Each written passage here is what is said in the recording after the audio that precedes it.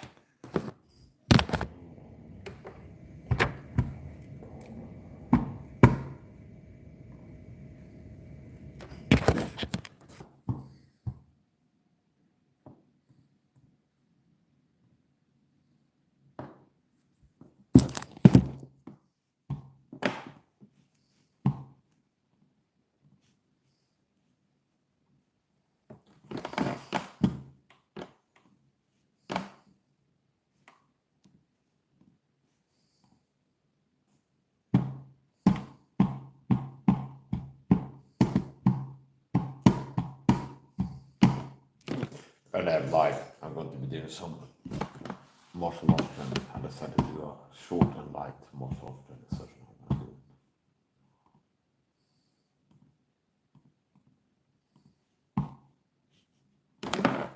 Clock is ticking.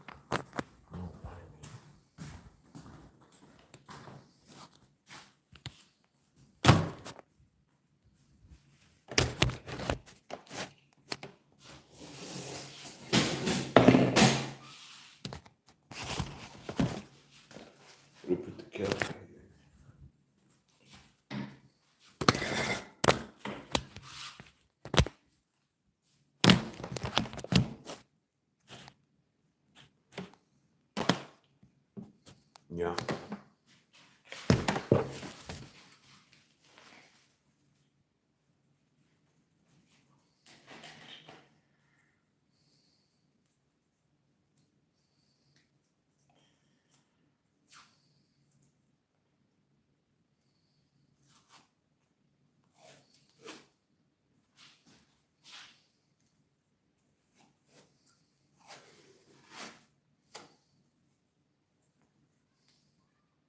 Just one there.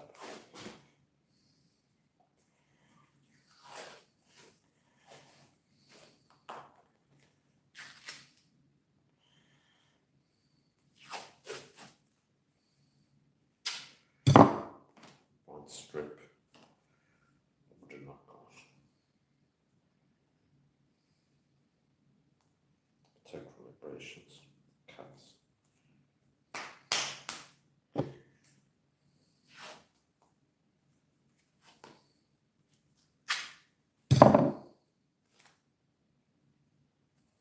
just went live on my laptop. I sent an email to somebody who has some questions before. And they expressed an interest in joining my podcast again. And I just went live. So I'm live on Rumble. Critical Mass Mike. And we got these new gloves, Amazon, and I've trained with them. This might be the fifth time, fourth time, maybe like the third training session that counts. Okay, significant training, and I like them. They're heavier. Maybe the gloves I was using because I've done bare knuckle fighting, and I've done bare knuckle fighting training, which you don't understand. Looks easy. This is harder than hitting a heavy bag. Meaning it's closer to hitting like a concrete wall than hitting a heavy bag. This is a denser, harder object than a heavy bag. So it's like it hurts your wrists more and your knuckles since it is to hit that than to hit a heavy bag, especially certain parts of the pattern is thinner. So I've done everything from bare knuckle to impact training to tape knuckles to venom gel wraps, venom gel padded wrap, underglove combo, like those. So those I've been able to train all the those, the venom gel pad system, what they call. And these I got from Amazon because it's got to a point where I'm going live, get carried away, I throw too many power shots, I got pain in my wrist at the end of training session, and the next day I feel like training boxing again, but it's like I shouldn't, because if I keep doing it, I gotta wait until the pain has gone down in my wrist, so I'm gonna like destroy something. So anyway, with these I can go harder. And another benefit of these is the ones I had before, the solid gloves, maybe it was 6 or 8 or 10 ounces. Maybe these are 12 or something, I don't know. At least I don't know the metric system. But they're definitely at least like 3 times as heavy, I would say, as the other ones that I had. So it gives me more of a workout using these. And it's going to be a short and light training session, as I said before. So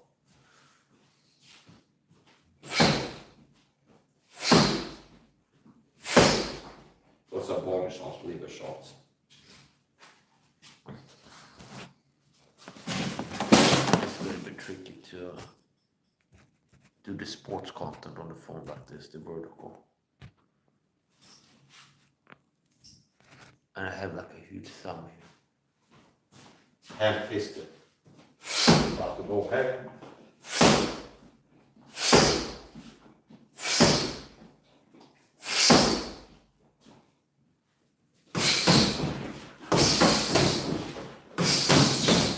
It's a 1, 2, 3 combo. 1, good old boxing fundamental, basic boxing. 1, 2, left hook. 1, 2, 3.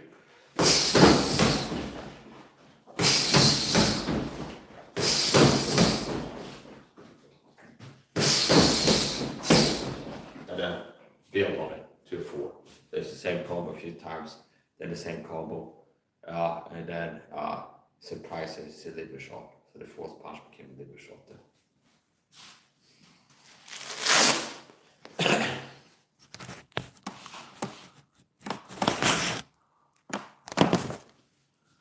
I just said goodnight to my wife, we she lives in Thailand. And they said they have a conflict with Cambodia. I support Thailand in the conflict.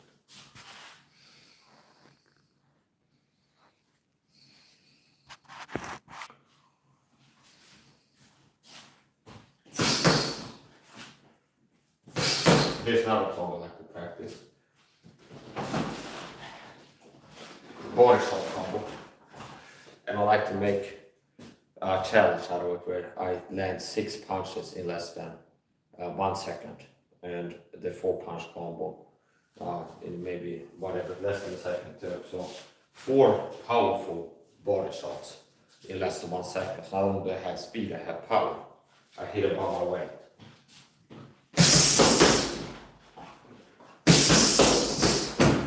You notice how I'm flipping it over with these, and there's at least 50 kilos at the bottom. or water. I mean, it's filled to the top with water, so more than 50 kilos.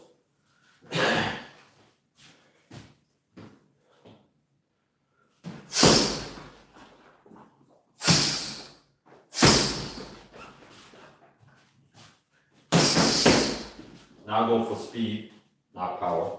So 1, 2, 3, 4, and then the 6 punch combo variation of this drill I like to do. Double hook to the head. So it's 2 straight punches to solar plexus, gut punches, solar plexus sternum. This is one of my favorite combos to drill. And sometimes I call it the speed or machine gun combo, sometimes the shoulder combo, because sometimes I end up, if it's a head shadow, so my mic is something like, okay, is that really okay? My hand speed is better than Sean O'Malley's. Look at this, okay. So I call it the shoulder combo at this point. So here we go. From here, 1 straight punch to the solar plexus. Now do it static. So here, 1, 2, return to guard here with the left.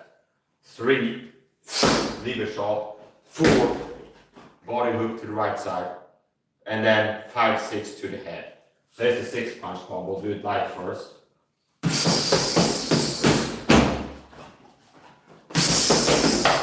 And the last one, Mister. I can feel it just slide off the tip of his nose. And you got like a tire mark there. Maybe I should tape the knuckles. Tape.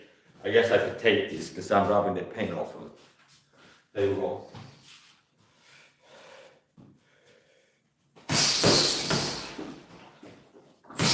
Here's another combo I can do. Kind of unorthodox combo. 1, left, right, return to guard. A lot of times return to guard when I'm doing boxing now. And then I have to pay more attention to like the keeping the guard. And if I do more MMA training, the guard becomes more like this a lot of times. But here, see, and I did a level change there where I'm moving back. A good boxer can hit hard moving away from the opponent. So that's what I've seen pro boxing coaches post on Instagram. And if I can do that, I print out on suck as bad as Max, I hate to say. If I can hit hard moving in, out, away from the target. See, there. That's a hard punch. I was riding the punch. That's something I like to train. Where I use a punch as an elevator. Where I ride the punch to get distance. See? So it's like here. See, and I use the punch to jump over here. And that part of getting the momentum over here is the punch. So I time it so when I land in the punch, I lift my legs and jump back. So I'm sharing the workload of quickly raising the distance, increase the distance in the punch.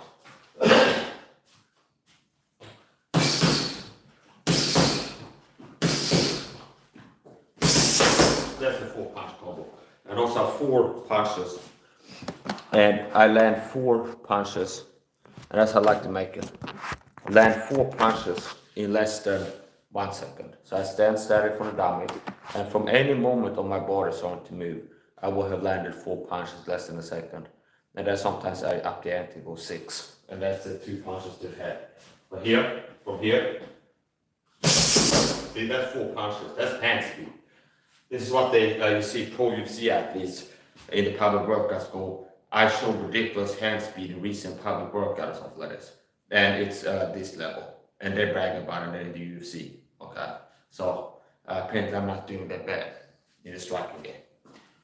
If your mic is just fast. No, this is just fast and not hard. That's fast. Rabbit punching. This is fast and hard. Okay. That's fast and hard. Type of punches, if it was a boxing match, it would be counted by the ref scorecard as a significant strike. Where that landed, see, strike thrown landed and a significant. Like they did this, like the significant punches. Or that lever, there you go, I don't care who you are, you're gonna feel that. Quick to the body. Yesterday, in bed actually, maybe that's what, like if I play video games and stuff, Sometimes I end up playing video games, I forget about martial arts and stuff. I end up doom scrolling at night in bed, and I end up seeing like something shows up like a fighter highlight. Maybe that's what got me in the subconscious mind, like an itch to do martial arts. Yes, I was looking at Mike Tyson fights. Mike Tyson versus Bolter. And also some other fights. But I looked at the Mike Tyson versus Bolter fight. And it's one of these rare fights where it went for a long time. A la la la la long, a la la la la long time. I've been watching you. So yeah, Francis Tyson versus Bolter. I did that fight yesterday.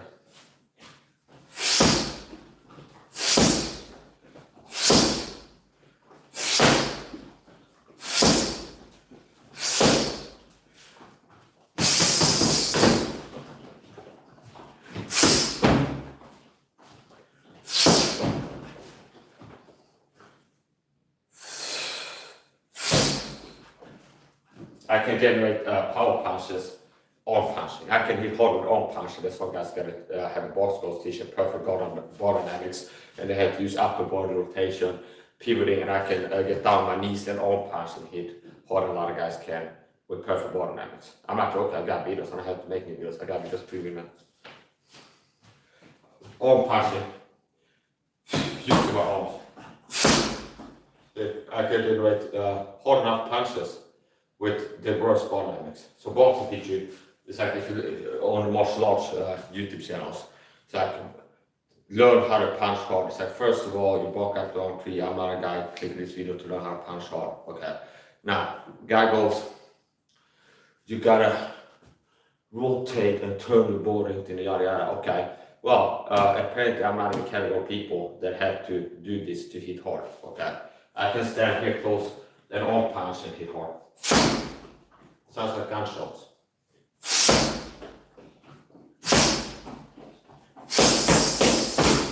That's arm punching. That's arm punching. That's not turning my body. So, without going bang, and then turn over it, just bang, bang, bang, bang, like this, I'm hitting hard enough. So, that's the level I'm at.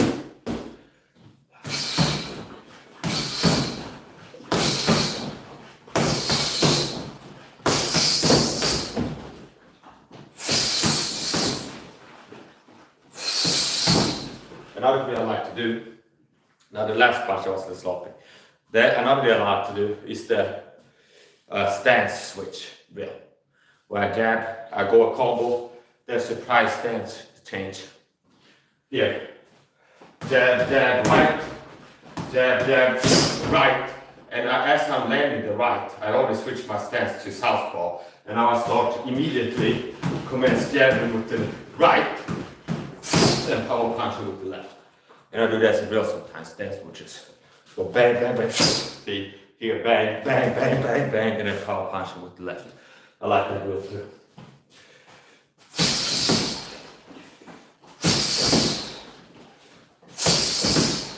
What I'm doing here is double fist pumping to the face. Can I push the face? Okay. Yeah. And then catching him on the rebound with the left hook.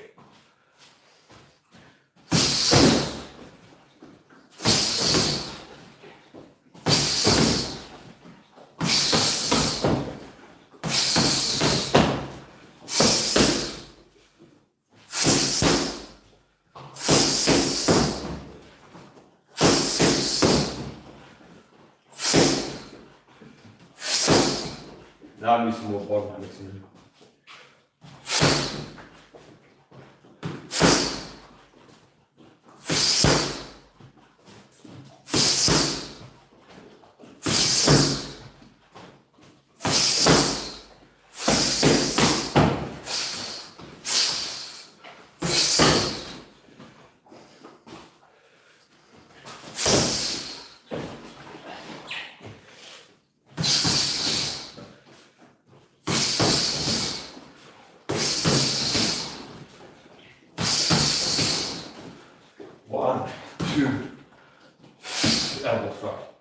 So just stopped in boxing and became MMA.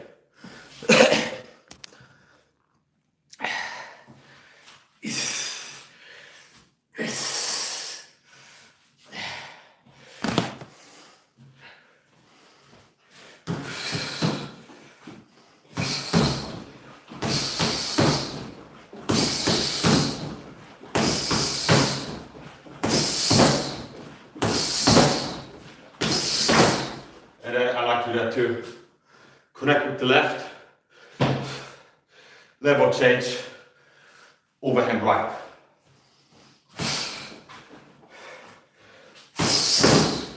See here. Or in front of him, dip down, 1 to the left, followed by a right out overhand. And if you know double leg takedown, you can do a takedown from there. So this I don't like to practice anything pointless. Misasha in the book, do nothing which of no use. I don't build things that doesn't make any sense. So here, this combo can work where I'm practicing closing the distance, connected with the left, doing a level change, so reactively, be connected here so we knows how to fight. There might be left hooks coming at me. Reactive. So I'm closing the distance here. Here, see? I'm dropping my weight, which changes the target zones. Something they might miss if I'm moving towards me here, straight, and then suddenly, here, drop down. You might as well something missed. Overhead right comes, hard overhead right. Notice I'm in a power position here. This is a good launch for knee strikes. Sweep. You get one hand here, leg here, or go around and do a takedown. That's another combo I like to practice. Yeah. Powerful overhand right. This type of punch I most likely wouldn't throw in a street fight because I break my wrist or knuckles. More likely than other types of punches. Because with the overhand trajectory, you're more likely to hit at the top of the cranium or in the forehead. And because it's so powerful, like that's one of the most attacks that I'm most likely breaking my hand in a street fight. If I was throw that like power overhand right like that. And connect up here, okay? You connect to the jaw, the mouth, and the nose. It's different.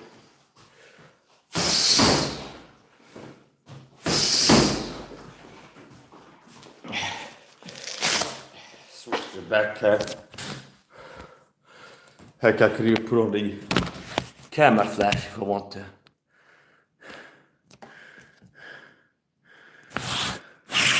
I'm pleased to see that I got about 10 minutes left before my time is up of training.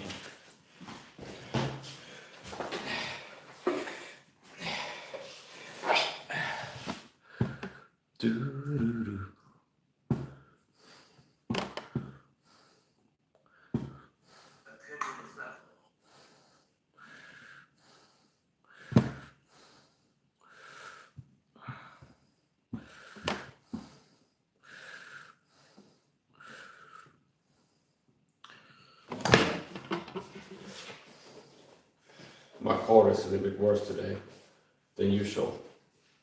I deal with allergies. Here we go.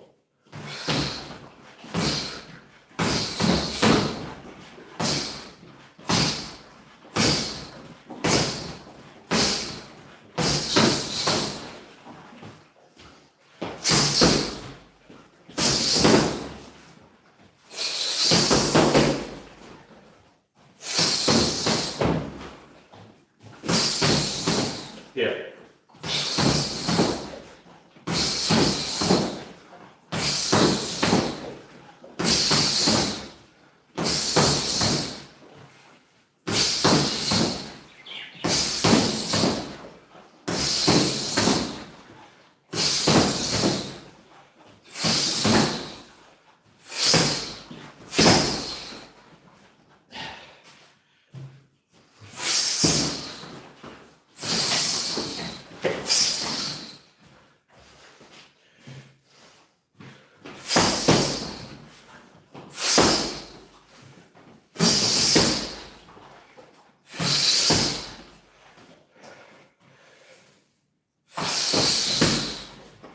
A lot of times it's better to punch to the left.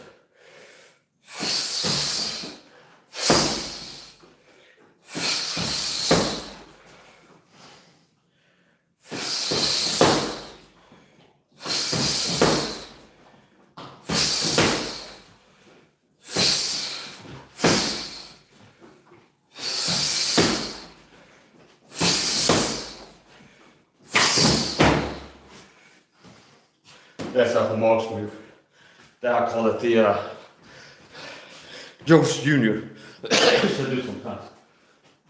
Roy Jones Jr. had his shoulder move, go like this.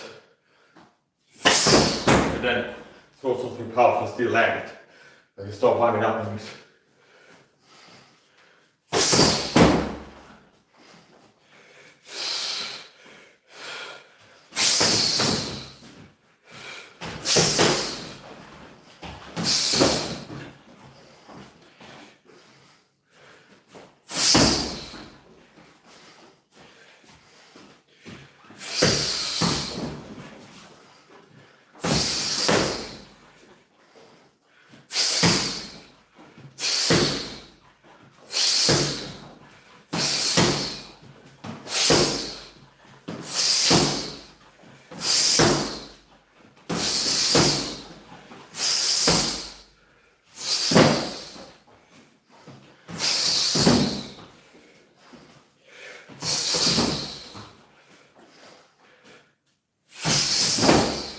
Beautiful, beautiful. Level change, work with the same entree dish. Level change goes this with a jab. Stand tall. 1, 2, 3. Neck grab and then a knee.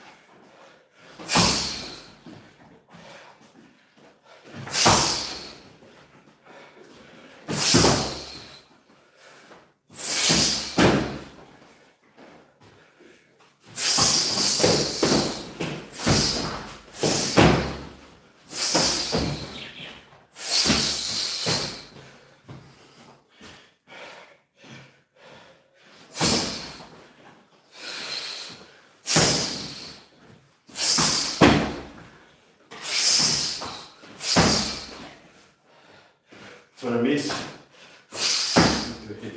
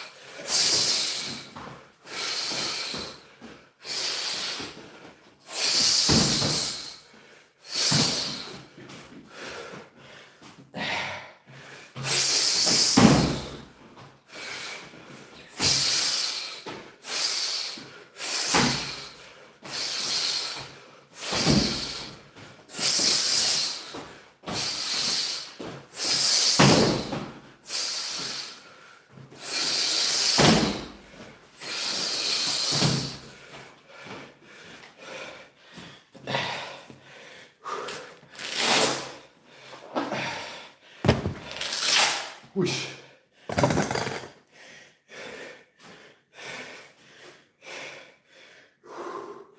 Yeah.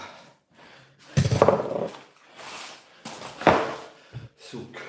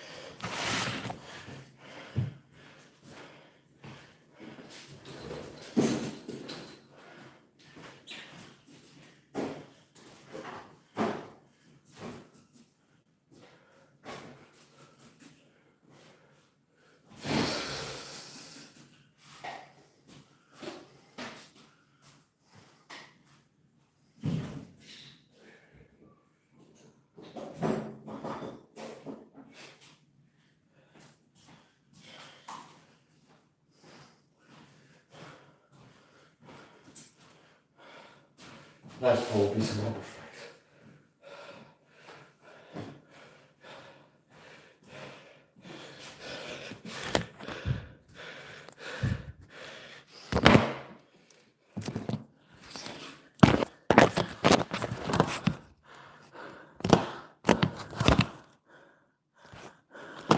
Sometimes det simulator.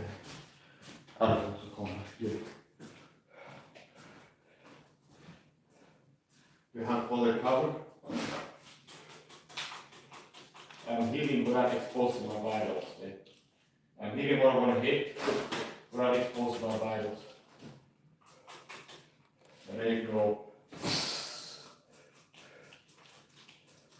I'm ready to be accurate. Aim 5 and stay shooting.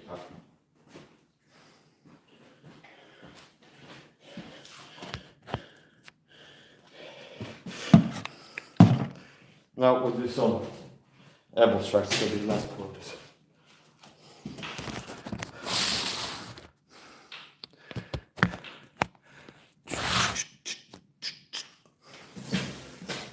All light.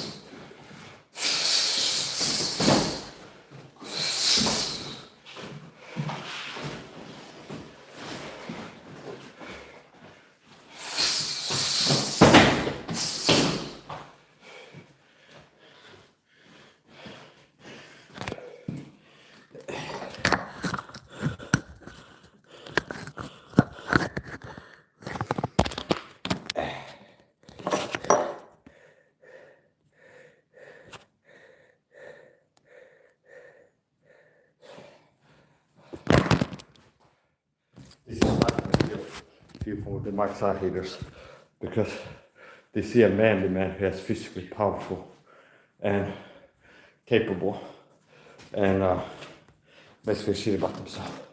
I might even do another flex shortly on to build me up even more. Oh no, Mike is still whipped with a six pack.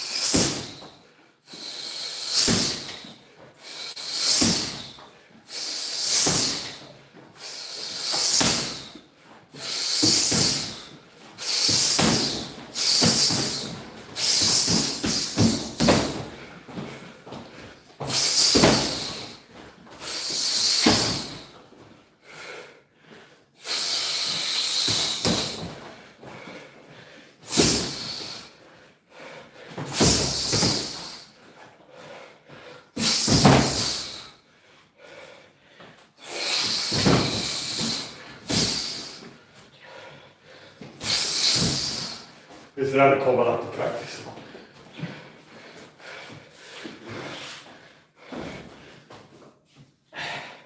Left, reverse, return.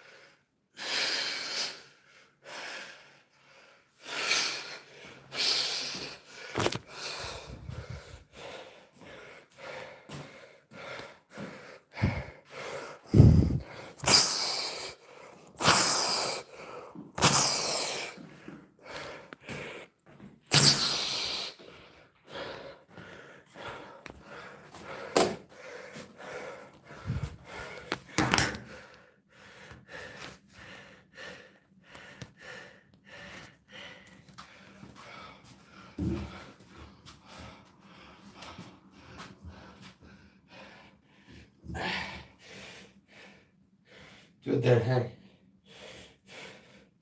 A living dead hang is a rare technique. I've noticed what Heretical before for my belt. They go from a dead hang to fingers. No palm grip, just fingers. I'm holding my fingers only. Sweaty fingers. That's a non-texture bar. So I'm really having to have a good grip here. All fingers, sweaty hands, and the bar is slippery. Like a plastic bag.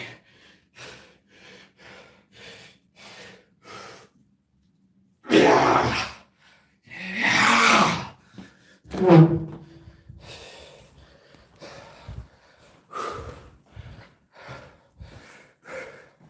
Good color. First there's some perfume coming in. Then it's not fresh.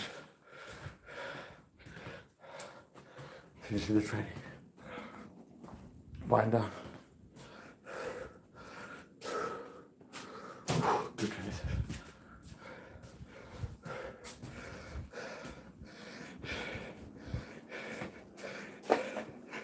This ceiling light in my kitchen. I gave out the other day. So first the lights due to the flicker rate, which means first the lights when they're on, they're not truly on steady. It's like this micro, it's like they might be like this flicker so fast you can't see. But towards the end of the life cycle they get like this. So fluorescent light are annoying enough to me. I have autism. Commonly correlated with an autism diagnosis or sensitivities, which means your brain is overtaxed by processing sensory stimuli, be it auditory and or visual. So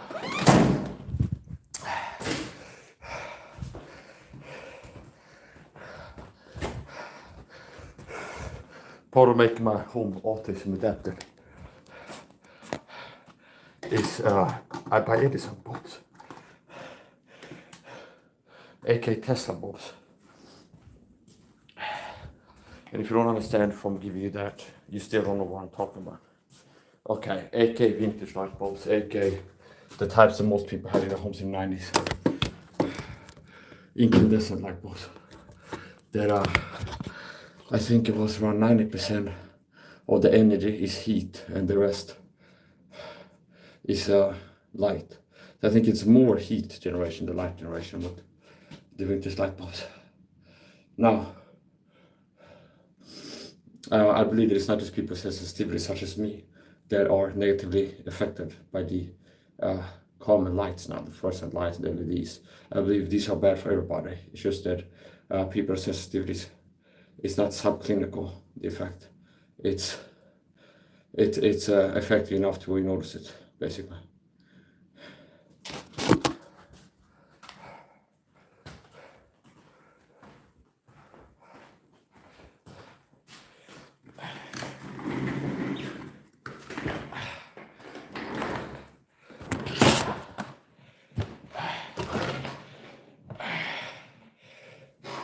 Blessed be the Lord, my strength, teaches my fingers to fight, my hands to war. Everything I can do, elbow strikes, kicks, knees, kickboxing techniques, knife fighting, I'm self-trained, self-taught. So basically I prayed to God to get better at fighting, and I got better at fighting. After getting saved and becoming a Christian, I prayed to God to get stronger and faster. And one of the things where I stand out is my speed, my hand speed, to where I can make videos besting Sean Strickland. No, Sugar Sean O'Malley. He made a video boasting about his hand speed, that ridiculous hand speed, and I go live like this to get my phone, YouTube, and I'm faster than him. So that's something I can glorify God with, because it's professional athletes boasting about the hand speed, and I'm as fast, or faster actually, but at least as fast. At worst, I'm as fast, see? So that I can match pro athletes, UFC athletes, in hand speed, at least one of them. And what happened before that? Well, I got saved. I prayed to God to get better at fighting. And like David, Psalm 144:1, God's been answering my prayers. I've been getting better at fighting. I couldn't throw punches and kicks and knees and things like this before praying. So after I got saved, a lot of times I started praying to God. One of the first things I remember starting to pray about was that He make me stronger and faster and better at fighting. And I got better at fighting since. I broke a record of punching power measuring machine in a public place in front of witnesses after praying to God too. So first, I become a Christian. Hebrews, by faith subdue kingdoms. By faith, see, by faith. What I did before I did something, I'm not as other men are. They didn't beat this record, see, but stronger than them. And notice the type of Samson. A man who's able to accomplish an extraordinary physical feat above any other man to knowledge. And right before he did, he prayed to God for strength. See? This is what I'm talking about, you've been missing out on. People listen to the Bible Church and Andy Wood said, Word Breaker, you listen to. When I look out on YouTube, am I the only impressive Christian on here that's extraordinary anyway? All I see are mediocre, weak people that are sick and ugly and tired and mentally deranged. And like, God is the source of beauty, wisdom, strength, ability, and power. See? So, how do you glorify God? Through my mediocre, okay. Notice I can go live and I have people accusing me of being on meth because it seems too good to be true. How many hours I'm training and how intense I see. And I can glorify God, see? Because it's often people say it's so too good to be true. Guy is on meth or something like this, or roids or whatever. Anybody accused you of roids like this. I've had people accusing me of editing my videos to make them faster, because apparently the speed is so fast it seems too good to be true for some people. Okay, So I can glorify God, see, because of how I've been living since I got saved. What are you mediocre Christians going to be? Weak Christians. And you're weak by choice. I won't be making fun of you. It's like, anyway, it's a point. Oh, you can, you're fat. You Tom Cigar, you're fat and ugly and a family got low T energy and a low T physique. You're an example of the average effeminized man that Satan has succeeded in destroying your masculinity, which is from God. And Satan wants to make you effeminate, physically, psychologically, spiritually, because God is for masculine men. Okay. So you are just a number, a statistic of the average man that has super low T contrast to what God said a man should have this age. And you're just screaming high estrogen, low T. Okay. I don't know if you, okay. And that's the point. So, stop being mediocre. Being mediocre is a choice. Being weak is a choice if you're a Christian. If you want to follow me, you have to understand the birds have homes. I am a man that has been dethroned. I am a king without a home. If you want to follow me, you have, okay, the birds are the ones that have homes.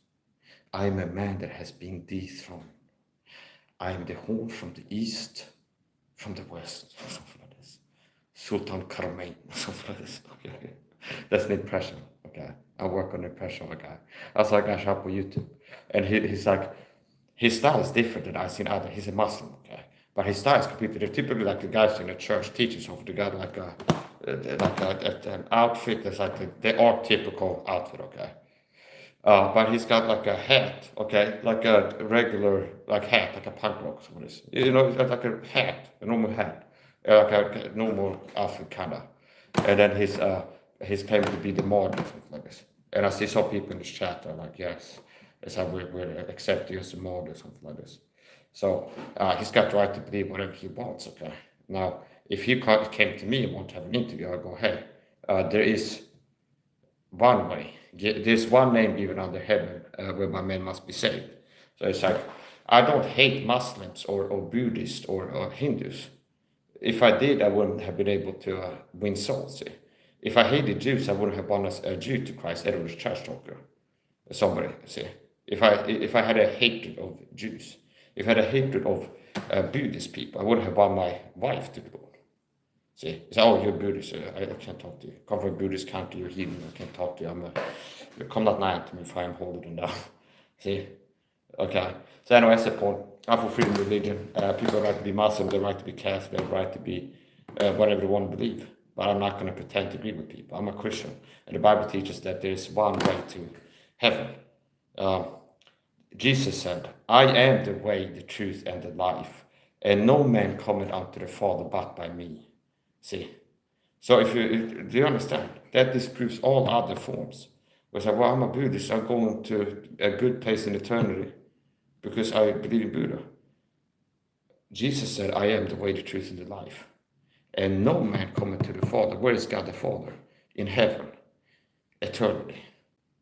That's where you spend eternity. If you don't neglect salvation and spend eternity like a fire. So basically, God lives in heaven, okay? God the Father. God said, God the Father sent God the Son. For God so loved the world that he gave his only begotten Son, that whoso believes in him should not perish but have everlasting life. Is that everlasting or eternal? It means the same thing, everlasting life, eternal life. Now God picked the right word, okay? That's the point. God the Father lives in heaven. God the Son was sent on earth on a mission, a saving mission.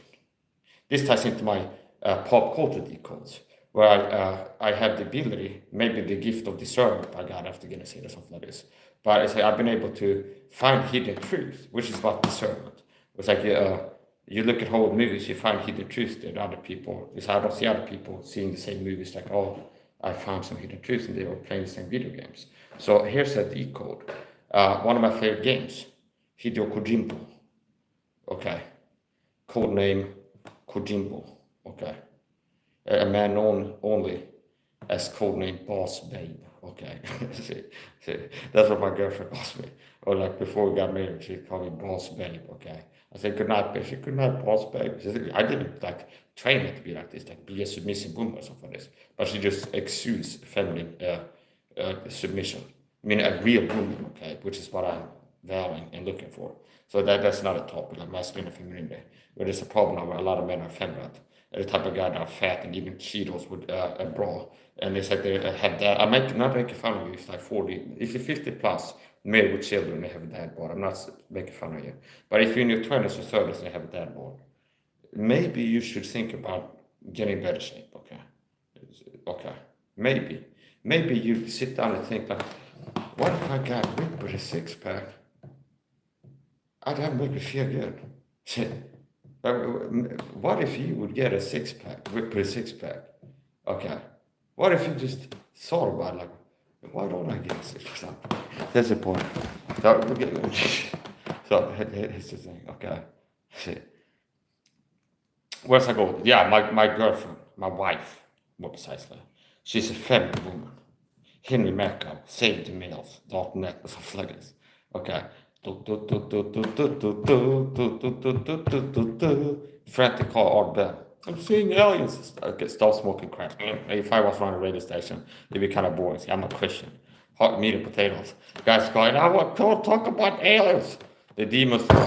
Okay, so another guy calls. I'm working there. They're crazy talk. Okay, see. See? Okay, another guy calls.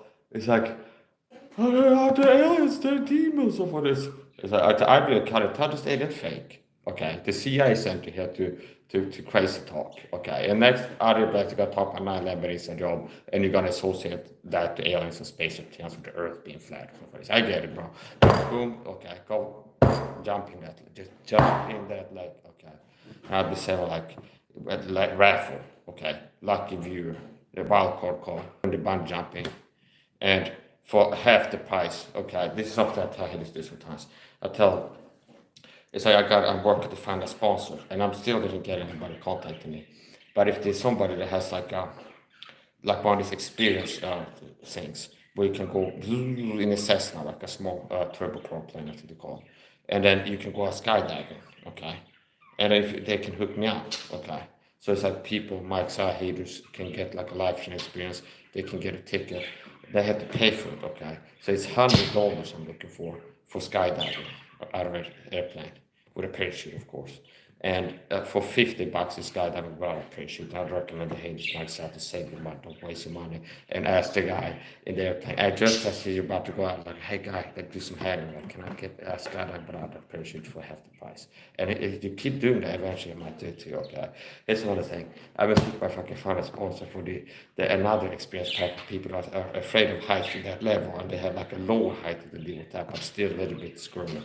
And you go, we can get somebody sponsored on this, but it's like the town favorite or something like this. And we have like a cordon off a bridge, okay? And just put a lake on it, and it's like deep, okay? At least 60 feet, okay? Okay. And then it's like you get the guy. If somebody could get with the Mike Haters get life experience, and they could become to Jesus, be like, wow, I realized that I was looking down, I was feeling small, it's humble experience, I'm not hating it, but basically, I would say don't waste your money, because some people contact me, some guy who's got one of these bungee jump experiences, and he says it's $200 bungee jumping with a rope, okay? And I'm recommending that the Mike Haters get the bungee jumping without a rope from the same bridge for half the price, understand? Because well, waste your money, okay? You need more money so you can have more experiences, because somebody won't take the first one, understand? So here's another thing to help get in shape. Most of you, they're hating on me, you're not in good shape. So if we could get like an experience ship, you roll a boat, like pond life experience. With somebody wants to have a beautiful boat. You got like a ball and chain with ages in prison, okay? Which is basically like a cannonball, and it's like a padlock on the last 2 feet, clasp, okay, like this, okay? And then you throw that over, like you're having a test, it's gonna be at least like 75 pounds, okay? Then you sit in and you throw it over, and you pull it down, and you're swimming against gravity, and you're gonna get so strong, understand? Once you make it up to the surface again, you do it with a six-pack already. It's so intense cardio, understand? Swimming to begin with, underwater. But if you got a 75-pound kettlebell, chain to your leg, and you're swimming up, okay? So it's gravity already swimming up, okay? And possibly before you start swimming, you'll hit a ball, so it's going to be hard. So yeah, it's like you get the point, okay? So here's the point. It's either that or the I've been thinking about trying to find the right sponsor for like a shooting range, okay? Sean Strickland could be like the first to test on who tries it out. And it'd basically be Russian roulette, okay?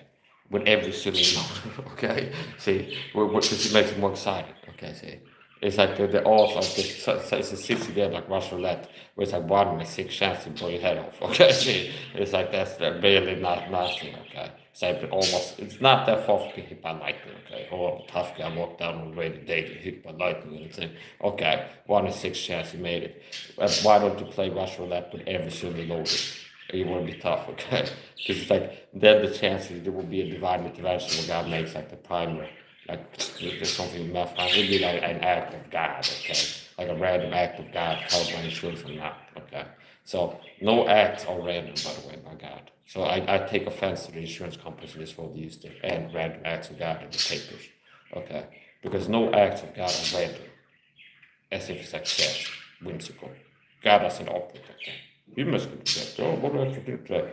Oh, flip a coin and so forth. Nothing God does is just like that, okay? So that's a joke for YouTube admin team. First of all, go fuck yourself, okay, for false strikes I've done it before. Now I'm negatively biased, okay? So especially when I'm glad if you give me a shot for this video. So that's the point. For that, okay? So I'm not encouraging self-harm in this video. These are jokes. This is a live comedy performance. I feel like that's all the point still. I crack jokes. Even cracking jokes are disclaimer. It's ridiculous. So we're doing cracking jokes with a disclaimer, and I didn't explain the jokes a little bit so that it explain it becomes part of the disclaimer. So I'm not being serious, and I'm explaining the jokes. So I wasn't being serious when I said all these things. You gotta go down in the lake, the crowd, and the Russian landing, jump off a bridge, around a rope, and with a rope, and all this stuff. That's like a joke. Same thing when people say take a long walk off a short pill. The guy comes in the chat, I'm a hater. Take a long walk off a short pill. What would happen? Fall off the pier and the crowd. If it's possible. Okay? So basically it's that more advanced and more drawn out peer joke, okay? YouTube. I just told my snippet so you can test on it. Okay? There's a many black brain sapper, okay? Easy. No bad jokes in it. That's the point. Yeah, so back to what I was saying here. My anxiety, yeah. So stop being weak, basically. I got saved before I was 20 years old. And one of the first things I started praying about was physical prowess. I started praying to God to get better at fighting. Stronger and faster. And better at fighting. And I kept praying to God about this. And today, I'd say I'm average, above average. Okay, I'm far from average, is what I'm going to say. I'm far from average. And it's like you can go, I'm just, well, let's get specific now. Fighting ability. If I look at boxing coaches talk about the upcoming fight, well, this guy looks, he's in fighting shape. Check might be fighting shape, okay. He's got immense cardio, good cardio, see? He's got good cardio. I throw punches 30 minutes and move around, explosive movements on the ring. So it's like, you got good cardio. That matters in terms of fighting. Cardio. How long can you be moving around? Without like, I can't do it anymore. I gotta lay down on the ground and get some water splashing. Okay. So, fighting shape, aesthetics. Okay. Body fat, build, muscle. Okay. Like they build. Okay. Lean muscle, athletic physique. Check, fighting shape. Mike says in fighting shape. So I'm in fighting shape, okay. Sugar Sean O'Malley is not in as good fighting shape as I am. He doesn't look, he looks weak and soft. He looks soft. All the sugar's got into his little sissy build, okay. He's been on a high sugar diet, Sugar Sean O'Malley. I'm in better fighting shape. I'm in fighting shape. Look at my physique, you look at Sean O'Malley. Does he look in fighting shape to you? No, he looks like a guy who took up martial arts yesterday or something like this. Okay. He got hit in the face by British school yesterday. His dad cleared his little son. That's how you can move your hands forward and back for this. And that's what it's at pretty much that level compared to me. So Sugar Salt and LA, he's got the sugar build. Okay. See, he's got the sugar build. One. Mike's about Mike size whip with a six pack and fighter shape. Lean muscle. Okay. So he's skinny fat, I'd say. Last time I saw him in a video, he looked skinny fat to me. With his little baby albatross, baby bird bones. If I catch a punch right here, break his hand. He's got a little baby albatross, baby bird bones, like little baby body bird. Yeah, like my body birds here. Okay. I felt the claws before. They're sharp, but they're gonna break if you try to work a wild haymaker punch. So, yeah, they all scratch, no punch, okay. And I'm not hating on them. These guys are cage fighting birds. Okay. Yeah, they fight in the cage. Yeah. So if I was in court, I bet the cops could arrest me again. They assault me, and I was took to psych ward for being a Christian. Okay, pretty much. That's what it was something about me. Okay, state persecution. No, I said no. Okay, I have to come again. Hey, Mike, you said in a YouTube video, you're in trouble again. You said in a YouTube video that you got cage fighting birds. Animal fighting is legal in Sweden, so we bust you down. Okay, we're scooping you up and putting the black side or something like this. If you waterboard, you get a confession that you done any illegal body fighting or something like this. Okay, this is like a Kafka-esque or something like this. My life. Okay, it's like it's bizarre. Now here's the point. I'd be able to win the case, unless it's just be determined like Saddam's trial, where they got like a puppet judge. It's like you don't get found guilty and give him the capital punishment. Okay, that's the takeaway to Saddam's trial. They had a hung jury, meaning the jury was in that he's gonna get hung in that sense. So they had the guy there with a control mistake in the law company, and he was the guy that wanted to kill him. And he goes, put your mind in a straitjacket. There was a few good moments. There was Saddam was in court, and the guy was like something insulting. And Saddam was like, put your mind in a straitjacket. It's the same type of vibe, only like he's being more presidential. So that's the point. So it's like whatever is the point. Okay. So and he had like his homies in court too. Saddam. There was a guy who was like a firm supporter. Like, he goes up there like he starts heckling on the trial. Like he had a guy who breathed behind him, like one of his loyal supporters, and they went back into furloughs on them. Like they were like considered on the best behavior. And then once they realized it's like it gets too much, one of his guys comes up like, "Oh, this is," and he starts like ranting like, "Free Saddam," so it's like whatever. It was like a real like a spectacle. And I think that it should have kept him alive, the bastard. Okay, and bastards not to be mean. It's technically non-Christian. The Bible says, "If he be without chastise, very best not sons." So a lost person is a bastard. That's what the Bible says. Okay, no matter the skin color. So what if you believe the gospel, you get saved your child of God. So what else? What are we getting into here? Yeah, so the Iraq-Afghanistan war, based on bullshit, is an unjust war of aggression. The evil people fight. Okay, evil people fight unjust wars of aggression. So I don't care if I step on a toaster. It's like, oh, I'm offended. The Waffen SS was saying they find unjust by evil war. Oh, okay. Well, it is nothing different. We're going to kill people based on what bullshit reasons. You're a scumbag. Okay. Well, it's different people, different reasons. You're going to kill people for bullshit reasons. You're a scumbag. Boom. See? That's how I look at it. So now that was an inside job. 9/11 was an inside job. 9/11 was an inside job. Hey, ho, ho. 9/11 trucks got to go on Main Street right now. Okay? Yeah, see, I just get it in rhythm and it comes to me in the moment. So here's the point. So what I say here is the point. I'm winning. Still winning. So I started winning since I went live here. I didn't stop since. Okay? So it's been like winning. It's like above one winning. So it's been like 1, 2, 1 down to 1, 3, 2. That's the point. I don't see you guys being in good shape enough to be able to glorify God. What can you glorify God with? It's a pattern in the Bible. I'm talking to the Bible church listeners now, for example. Well, there's a pattern in the Bible that people read. They say, wow, David, he fought a man bigger than him, survived. Yeah, that's my life experience. See, relatable. One man versus something bigger than him. Gang stalking, government gang stalking. I'm talking, this is not jokes now. I'm talking about government gang stalking. I'm talking about the secret persecution program. Sursetsun, similar to Sursetsun during government had the slaves. Which is what? The deep state have a secret, but it's like the CIA got a program to destroy the lives. So you're one person versus that. That's like a David versus Goliath struggle. It's you versus the Swedish government controlled by the deep state and this big secret society program called gang stalking. See? So it's in type, it's a David versus Goliath struggle. One man versus of the Lord in him, the man is a man of God. See? It's Samson versus the Philistines, because it's one man versus thousands of people.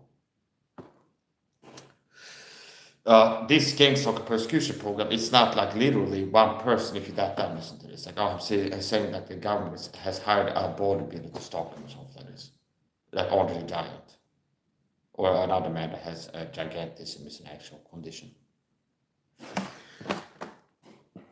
No, okay. It's a big program. It's something bigger than itself. So if you're one person versus a country, that's the David versus Goliath struggle. It's like Mike's side versus the government, say. Okay, Mike's side versus Illuminati. And this gang stalking persecution program we're talking about is what? It's thousands of people that are wicked enemies of God. And none of them work for this program are doing good, see. They're doing sinning, persecuting a Christian is what they're doing, disorderly. Like the Philistines. Samson versus the Philistines.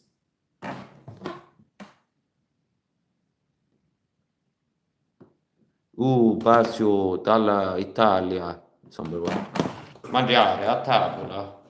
Buongiorno, buongiorno, buongiorno, buongiorno, a tavola, spremuta di arancia, ok? Oh, che cosa? Whatever, yeah. Okay, you feel at home. You feel at home now? I'm ready to block your ass if you get weird. Okay. Only I am not to get weird on my license. You start trolling the chat again, but I don't care. People come and troll in the chat. I'm already getting irked by seeing any comments in the chat, okay?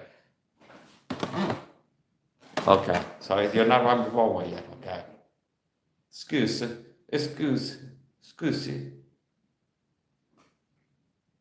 Affanculo, okay? Affanculo, okay? See, I tried dialing the pronunciation, but whatever. I know a few Italian words here, a few words and phrases. I'm a multilingual. I know a little bit in a lot of languages. Oh, I know a little bit of a lot of languages. I can count to 10 in like 10 languages. See? Okay. Now that might be better if I could count to 100 in Japanese. Okay. So anyway, his support. I had like the Mike Saab before AI got cool. I was running AI before it got cool, see? And it's organic. So a lot of people are not. This is part of what makes it dangerous to the deep state. That I have intelligence. That I'm able to do things. I go live like this. I end up training and I end up like teaching something. And like exposing something. And it's not like I'm a pastor. I'm working on a script for next week's video. And I'm paid to talk on topic X and I can prepare on, I got a teleprompter and a Bluetooth earpiece, stuff like this. I understand. Is I end up doing a better job to put what I'm dangerous to Illuminati just in the middle of the street. A lot of times it's just out of spite. It's like I'm pissed at somebody that I saw teaching wrong yesterday in a church last stream. It's like I'm going to set them right. So anyway, support. Nyla was an inside job, the light by 9/11. Nyla was an inside job. What does that mean? Two ways. It was an inside job in more ways than one. So it was an inside job on the surface level, meaning agents from within America were part of the plan. It wasn't an exogenous, it wasn't an extra American force entirely. Now, if it was the CIA involved, proxies, they always use proxies. So it's like, you understand. It's like if Sir Hans was put up to kill someone, will you Harvey Oswald? Well, he wasn't bringing a badge that says, "Hi, my name is Oswald, CIA agent, caught with a gun outside of Kennedy's motorcade." Do you think that's how they say awkward if you do hit on someone?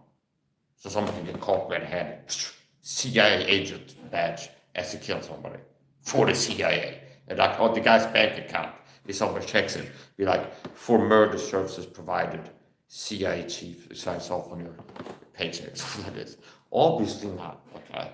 So if somebody needs an argument made, you're supposed to be at a hall C, okay? And that's where SpongeBob SquarePants is playing tonight, okay? So, anyway, it's a point.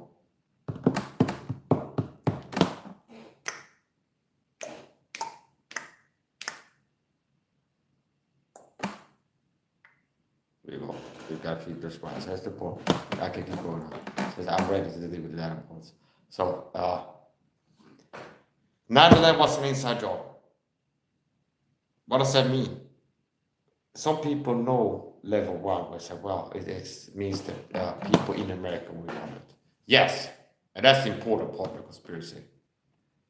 9/11 was an inside job in 2 ways at least. It was a plot hatched from within America, meaning people that are extra nation people, meaning they're the Illuminati deep state. They are human beings that are part of the Illuminati, and they might switch countries, stuff like this, but it's like the people who control America from behind the scenes exert, worry about control, they exert significant influence.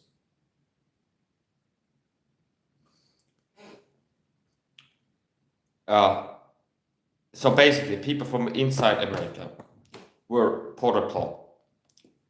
And here comes the second inside job. The way the towers fell was from the inside, whereas the public story is that airplanes flying into the airplanes caused the collapse. So it's literally inside job, because how it was really caused is explosive demolition charges planned inside of buildings. I say like 9 out of 30. So I know they brought down from the inside, okay? Pyrotechnics, you could call it, like a rock show. That's part of what it was too, like a show for them. Had a long time, probably had popcorn and stuff, these sick bastards, some of them. Anyways, if you look at National Geographic, they have like controlled demolition of Vegas hotels, like this. Flashes and goes down. Yeah, that's 9/11. Simple. You know, I guess Edward P. after brainwashed idiot who's supposed to be have discernment in the Bible teaching me about the truth. I didn't see him make videos about this. And you can't defend yourself. You can't win against me, because like you have to either lie and before a lie, or accept to being a damn coward, pretty much. See, because like you haven't made videos 9/11 is inside job. So either you're a person who doesn't believe it, like you're buying into the lie about 9/11, which also don't have discernment, while being a Bible teacher, which discredits you, disqualifies you to that level. Or you're like scared to say it or something like this. So 9/11 was an inside job. And I see, I wasn't, I didn't grow up in America. As I was a terror attack in Sweden when I was 12 years old. And like 30,000 people died at there, something like this. And then after that, I remember Sweden went to war with Finland for 7 years. I lost my cousin or something like this. Okay. See? And now it's like, now I wake up to it because this is happening. My countrymen. No. This is America. And this Americans have woke up to this again with PF. And they claim to be Christians. So anybody claim to be Christians, I judge them harsher, if they're like ignorant to important truth. If they're ignorant to important truths, it's a bad look if you're a Christian. If you're a lost person, it's like you're watching porn or something. It's like, if you're a Christian, a pastor, and you're like you're watching porn all the time, that's a different level. So more is expected of me. So anyway, that was inside job, and I believe that they brought it down with explosive demolition charges from inside the buildings. Now this was a high-level hit by the Illuminati, which means they could even have some kind of pyrotechnics that is so exotic that is not the same type that they use in commercial demolitions. That is like they've been working so long that it's like it's a little bit different than how they normally do it, and augmented by experts to be more covert, for example. Where you can see, I have speculated. So definitely it was an inside job, okay? That's the most important thing. Now that was an inside job. And they lied to you about, for sure, 100%, it wasn't the airplane flying into the towers. They brought down the towers. And from what I've seen, I believe that it's a controlled demolition charges, most likely, like a classical controlled demolition or close to it. How they brought it down. They rigged it, and they had a sequence of a carefully timed sequence with carefully placed explosives going off in a carefully precise time sequence, resulting in a collapse of its own footprint. See? And I've speculated further. There's like possibly they could have used a blend of melting charges and cutting charges. See, where it's like you can have nanothermite, okay? So you can have, they have thermite grenades in the army, but like have a thermite grenade, put in a howitzer barrel if it's big enough, and pull the pin, and it creates like lava that can melt through the barrel, and it becomes like disables this. So it's like if you need to leave behind equipment, retreating the enemy, that's all they tell them have a howitzer to shoot it as you retreat or something like this. So a lot of times these thermite is used as a demolition in the military, where they're melting something or disabling something. So they have thermite grenades, where like they pull the pin instead of smoke, it starts like a volcano, and there's a molten lava type thing that it's super hot. I would be surprised if it's similar to white phosphorus or something like this in some way. Now, anyway, it's the point. A.k.a. Willie Pete, they call it in World War II. VP, white phosphorus. And it will not only create smoke, but like embers and fire and things like this. So that's the point. I think they could have used a combination of thermite, like a slow melt, and then fast cutting charges. So you have heat shells, okay? For example, and Panzerfaust in World War II already had that, where they had Panzerfaust like 1600. So they had a Panzerfaust, which is like a tube, fire forget disposable, one-time anti-tank, man-portable anti-tank system.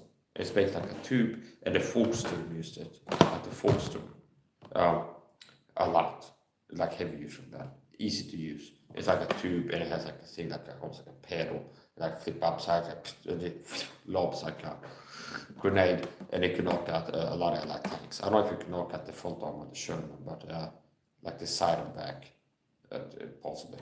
And a heat shell. So basically, now we're getting into ballistics and like thermal ballistics, things like this, and physics, okay?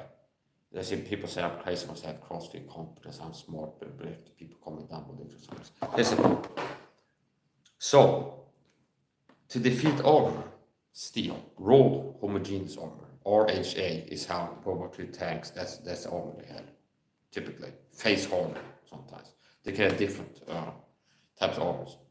But rolled homogeneous armor, RHA in short.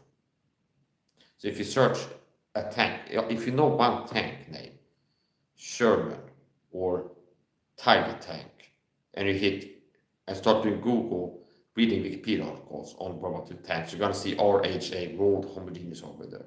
Okay, so you can fact check everything I'm saying, because I sound too smart to be true. I remember all these facts about different fields. So you're like, oh, I have a need to think my children, or it's making things up. Go check it out, that bitch. Okay, Tom Skull. Okay. So anyway, it's important. But it's not real, see? Gaslighting. I'm a gaslighting, narcissistic pastor starting for the deep still Illuminati. Marketing to impress me to put little seeds into my viewers' minds. We worried about them finding videos about us speaking the truth, exposing us. So work to suddenly put little seeds in your mind.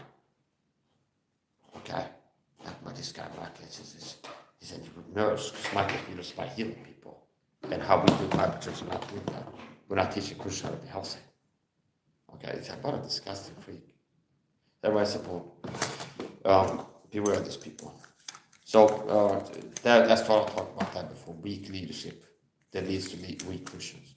So I've been able to glorify God. See, I got saved, and after I got saved, I've been doing extraordinary things, being in extraordinary shape. See, God, where I get comments, people are not haters, and go like, "Wow, you're in good shape," or "You rip with a six-pack." People see that. People are not haters. Okay. I can go, blessed be Lord my strength. Since I can glorify God because I have something that some people go, wow, this is above average. This is something rare and good. Yeah, it's because of God, see. So what are you going to glorify God with? I'm fat and ugly and out of shape, and I've been getting weaker year by year. Thanks to God, see. Okay. It's like, I can't do anything well. See, if I go live singing, people go, wow, this guy is singing well tonight. I go, yeah, thank God. God has made me a person who can do all kinds of stuff. I can do all things through Christ who strengthens me. See? So God is a source of ability.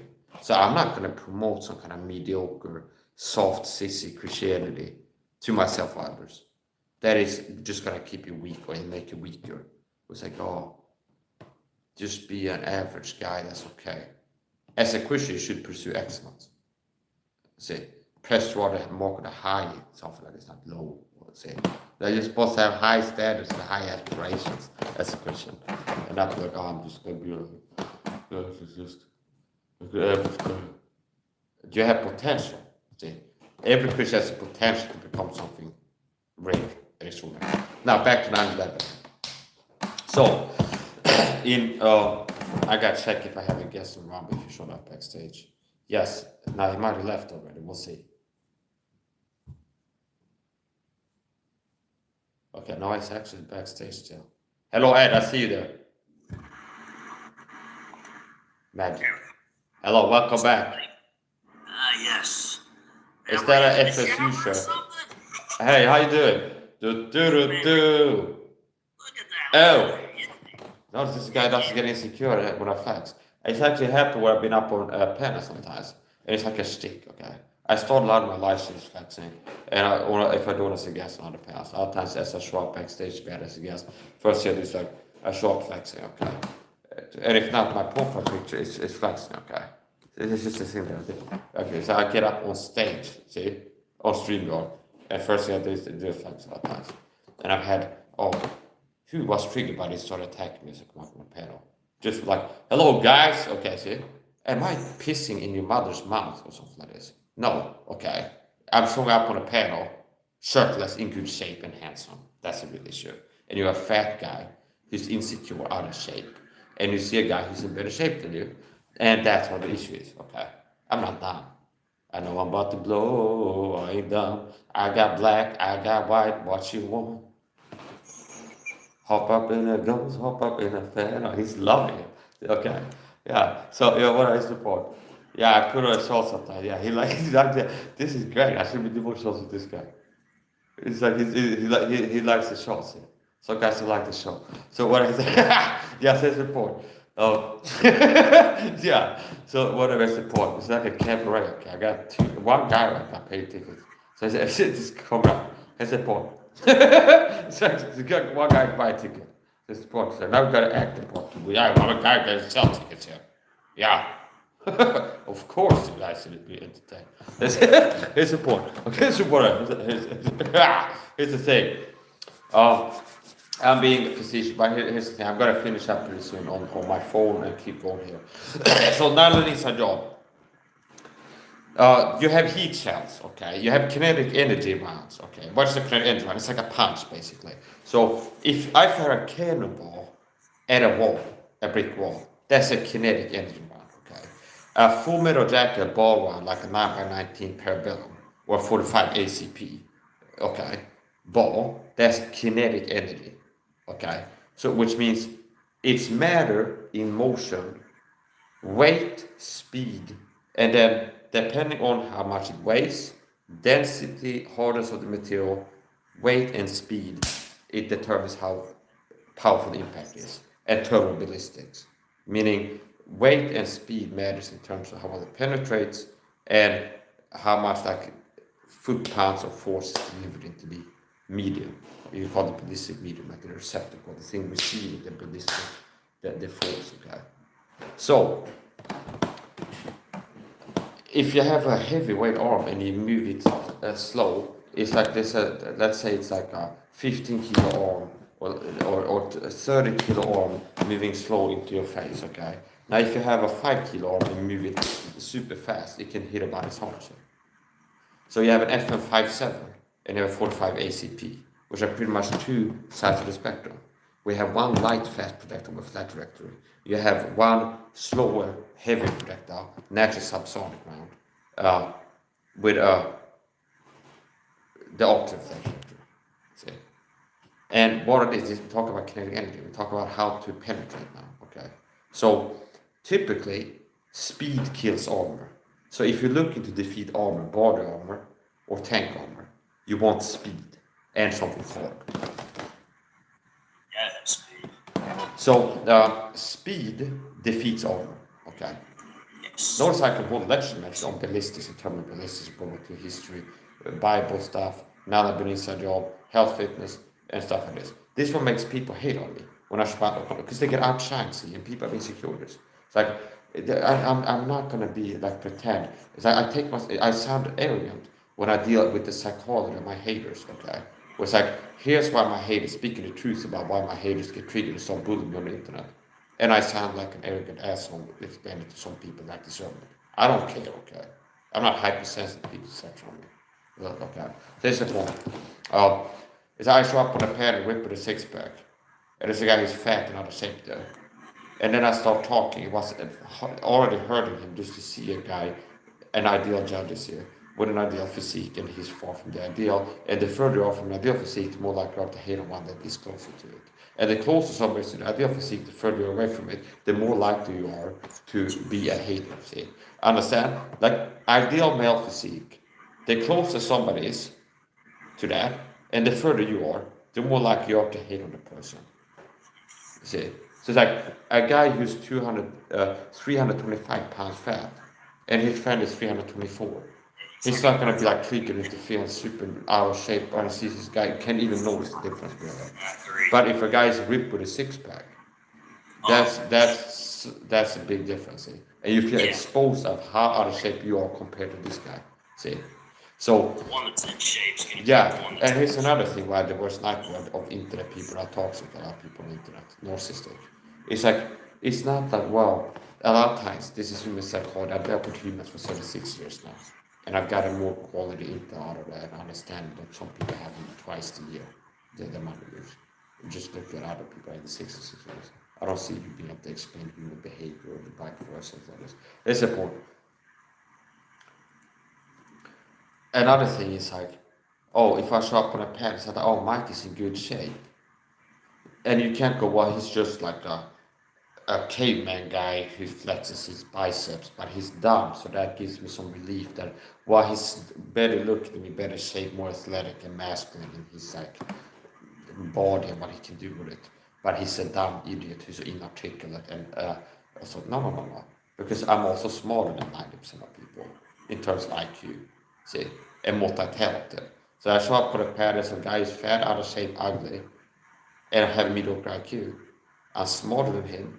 I can sing, I'm multi-talented. I can do live some martial arts. Yeah, I can start to hear martial arts and be impressive in the live on a panel. There's like every important metric I'm superior to most people. See? Every important metric I'm superior to the average person. In terms of IQ, consequential competence, knowledge, and skills. Talent, okay. Maybe I didn't hold you. I can sing a cappella better than most, okay. Some better sing a cappella than I do. Do you understand the worst nightmare of haters? I shop on a panel. It's like, oh, I'm more making people feel bad just by being in good shape. And then it's like, if I start singing, oh, I'm the guy who they've never seen another guy on this panel sing this well before. Sound is good live without music to carry you, just voice only. And it's like, oh, and it's also like a giga chat. It's like a macho man on top of that, and an intellectual. See, this is why I have so much hate. This is why I have so many haters. Okay, and they go to be Mike, you're a narcissist. You don't know what narcissism is. Are you me? Question mark. Flow chart. Do you understand narcissism? Are you Mike Saha? Yes, no. No, you're not Mike Saha. You don't understand narcissism. That's it. Okay. That way it's a problem. Okay. So whatever. I gotta finish up pretty soon on the phone stream here. Holy Spirit guy is not blocked yet. Okay. Yeah. He's not blocked yet. I'm leaving a hand here. Okay. Suspense. Cliffhanger. Maybe next time he shows up, he'll call me and get blocked from. See, this is like not what is the PG-13. That's fine. I haven't used any genital names. Genital names. You know the saying, the certain words. They say, oh, if you use them now, it's like it's a different level. That's why you couldn't watch it with your children, right? Like a teenager. Possibly. Speed conquers all. We're not talking about killing people, smoking mess and stuff like this, or stuff like this. Now we did it, so it's like now it will be like a different way because I just used the words. So, whatever. Yeah. So whatever. Holy Spirit Jesus was a guest of this guy's channel the other day. Okay, and he's a gangster. Okay, he's a gangbanger. He's a gangbanger Christian. I saw him. I was up at his pad yesterday. He had like brass knuckles and like skull tattoos. And each skull of his tattoos, he showed me backstage. Okay, he was acting normal as long as I was up on panel, but he showed me backstage. He showed he flashback. He said, "Girls in spring break in America."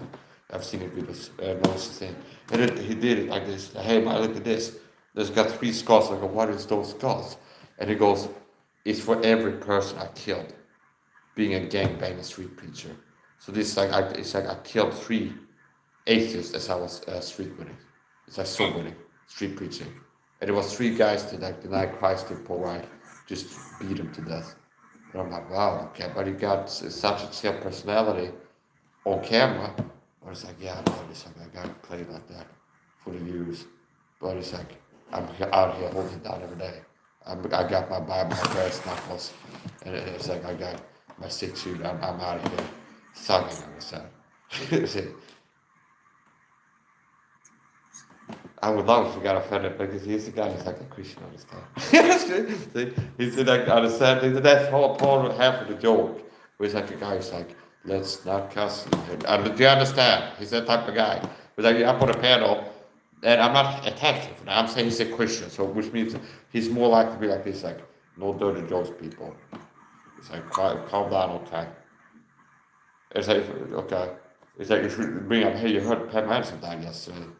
Who's that? The girl with the big boots don't use the word music. Okay, it's dirty. Do you understand? Christians are more likely to be like this, which means it becomes half a joke just kind of be like, yeah, this guy. He's a gangbanger. He's not really a guy, so he's a street preacher. So, yeah, hate or love it. The underdogs on top. I gotta shine, hold me until my heart stops. Go ahead, MVP. Okay, I'm Reps MVP, and I ain't going nowhere, so you can get to know me. Yeah, I'm winning, still winning. I started winning once I got it. I didn't stop. Okay, just winning. I lost track to win, and I didn't stop the time. So I'm still going on. There's the point. I gotta finish the ballistics course here, lecture method, crash course in ballistics, and it will bringing it into the price of tea in China, 9/11. Okay, so I give you my take on how I did it, the brass tacks, and like little nipples and stuff. So and copper wires. So. There's kinetic energy. So basically, there's different in science of destruction. It's like you heard a cannonball, shoot a cannonball at a wooden ship, Age of Sail, and they had cannons. They fired an iron ball. That is a kinetic energy projectile, which means it relies on kinetic energy to cause destruction. So it's just an object with mass, like a given amount of mass, density, hardness matters too in terms of how much damage it does. So if you fire a basketball at the same speed you fire a cannonball, it's not going to do the same damage. See? So it's not just the speed of the projectile. Do you understand? To understand these things, there's some things you gotta understand. So a cannonball hitting your foot at 2 miles per hour versus a basketball hitting your foot at 2 miles per hour is a different thing. So that's the point. So weight matters, hardness of material that you're trying to penetrate or of the penetrator matters a lot. The speed too. So the speed of the object away from you and the speed of the penetrator intending to penetrate the object towards it matters too. Which applies now to boxing. See, if one thing or everything, or one thing or 10,000 things. So one way the boxers, there's a lot of boxers that they've been hit that if you watch boxing fights, that the guy would have been knocked out if it wasn't moving backwards at that punch connected. So the punch had knockout power, but the box was moving away from it as it connected, and that made a difference. Like the short boxer comes back in the inverse, where like it would have got knocked out from this shot, but because it was moving back at the moment of impact, it didn't get knocked out. See, because he robbed the punch of X amount of power. See, moving away from it. So that also matters too. So it's like if you're firing at something that's moving away from you, now it becomes virtually doesn't make a difference if you run away from somebody shooting at you with like a 9x90. Like it's not gonna come out fast enough that it doesn't like get into your body. Now if you be like a missile or something like this, like the SR-71 Blackbird spy plane, that could outrun certain missiles. So it's like they fire missiles to catch the SR-71 Blackbird spy plane. And they were, I think it was the mission of the Soviet Union once. And they actually scrambled jets to get it, like a MiG fighter, we call. The CIA had a spy mission. It was the SR-71 Blackbird or another model, but they had a mission where they flew a recon mission to, I guess, photograph the spy on Russia. And they were caught, and the Russians scrambled jets, like MiGs, and they had Beirut firing at it. And there was one guy that was given the order, a pilot, to ram it if necessary, to bring it down. See, now this deals with the ideology and culture of the Soviet Union, where the Soviet Union is more similar to Japan. In Sweden, we never had kamikaze attacks, really, or America. Where like in World War II, Ella said, your job is to run with a bomb into the bunker and push the button and kill yourself. Now there'd be some missions that are virtually suicide missions, with like 95% chance to die the first hour, or the fear of battle being a flamethrower in Iwo Jima, for example. For example, statistically, there's like, I don't remember the exact numbers, but it's like flamethrowers on Iwo Jima survived the air flamethrower like less than 30 seconds or something ridiculous. It's like once you arrive and you have like a battle formation, a battle line, like the people coming up and they have like AMG bunkers and trench lines and some snipers and stuff. It's like whatever it was, like you're faced with the force of Americans now, and you have like 100 here, 100 here, 100 here, and it's one flamethrower there, one there, or something like this. It's like everybody's going to concentrate the fire towards the flamethrowers, which means, do you understand? It's like everybody would concentrate the fire towards the flamethrowers. Like intuitively, yes, but also by doctrine all the time. See, so even this one of these things that you wouldn't have been taught it by doctrine, you'd end up doing the right thing intuitively. You wouldn't have to have your commander tell you that if you see a flamethrower guy running at you, it's important you focus on him and not like a guy who's got like a bolt action rifle or something like this. Okay, because it's like it's a high value target in the military doctrine, but also instinctually, this guy is gonna burn me alive, pain me alive. So that he's coming to burn us alive. And if you get hit with a bullet or an explosion, ground explosion is kind of clean, fast death. And the ideology is that they're not going to go to hell. So, okay. Anyway, I support. I go to the ancestors. I support. Filial piety is part of the Japanese culture too. Like ancestral worship. I actually saw a video from a Japanese Christian woman who's talking about this. Which like it's hard in Japan to preach Christianity. Because a lot of Japanese people feel like you're offending their ancestors and you try to preach Christ. Because they have like shrines to the grandfather and the home or something like this. With kind of stuff. It's like competing with the grandfather or something like this. Do you understand? So it's a bit that type of thing. Now I support. I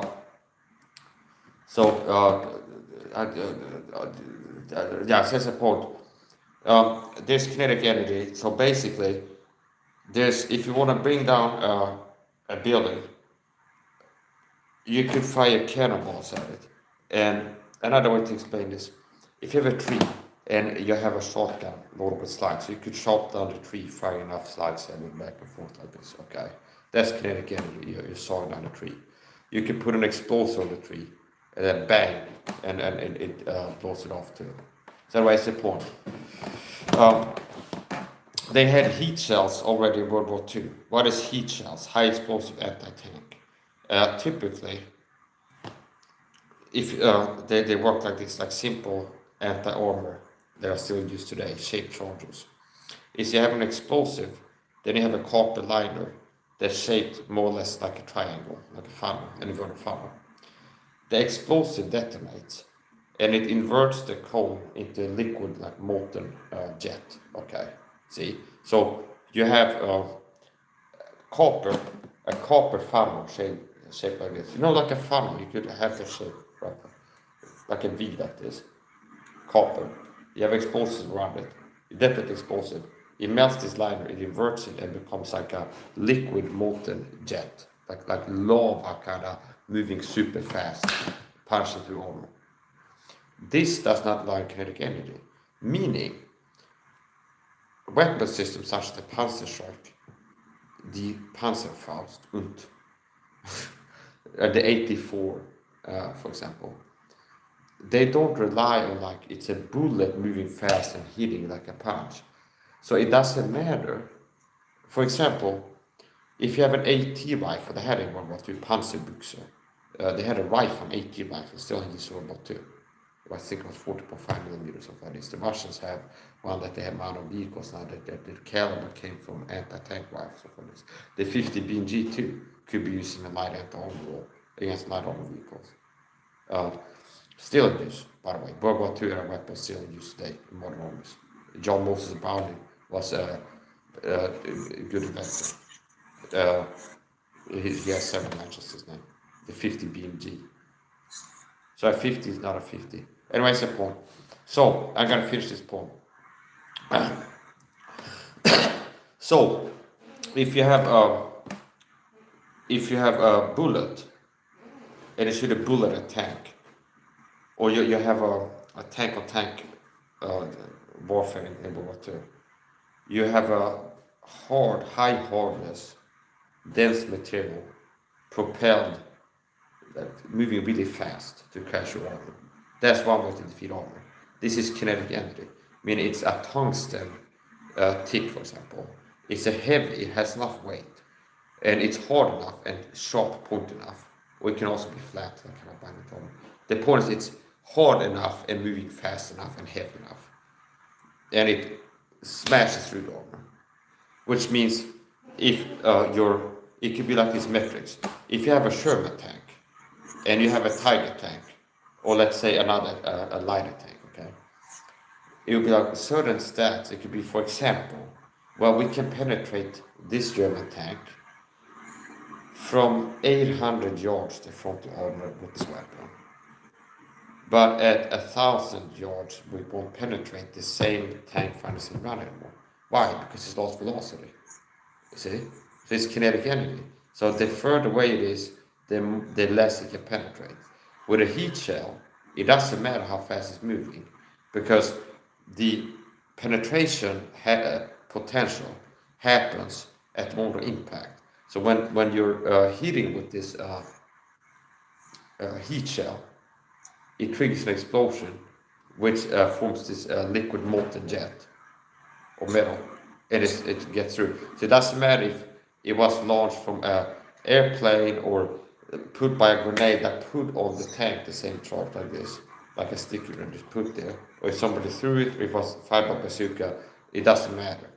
It's not relying on speed and weight to like crash through it. So this ties into now how the 2000 watt are really 9/11, and it wasn't by gasoline leaking and then igniting and then burning for a while and melting the steel girders. I don't believe that, not for a second. So I believe that it could have been a blend of cutting charges and nanothermite. See, why use a blend? Well, I guess one of the things that could do is have more covert. See, if you do it right, we have nanothermite like melting the beams. It's not like bang, okay, but if you have it somehow where it's covert somehow and it's melting it, and then you have a smaller explosive charge required, which makes less of an explosion sound, less of a flash visual, and less of like a puff of smoke out the window, because you were pre-cutting the girder a little bit with like a melting charge. So, for example, if you had a controlled demolition crew and you have a steel girder that's this thick, okay, if you have an explosive charge, to cut this girder with one charge here and cut this one girder with one charge, the amount of pounds of explosive that you use will be larger, resulting in a large explosion that could be detected by the puff of smoke, the squeaks out the window. See, the larger is the more obvious the squeak, so called.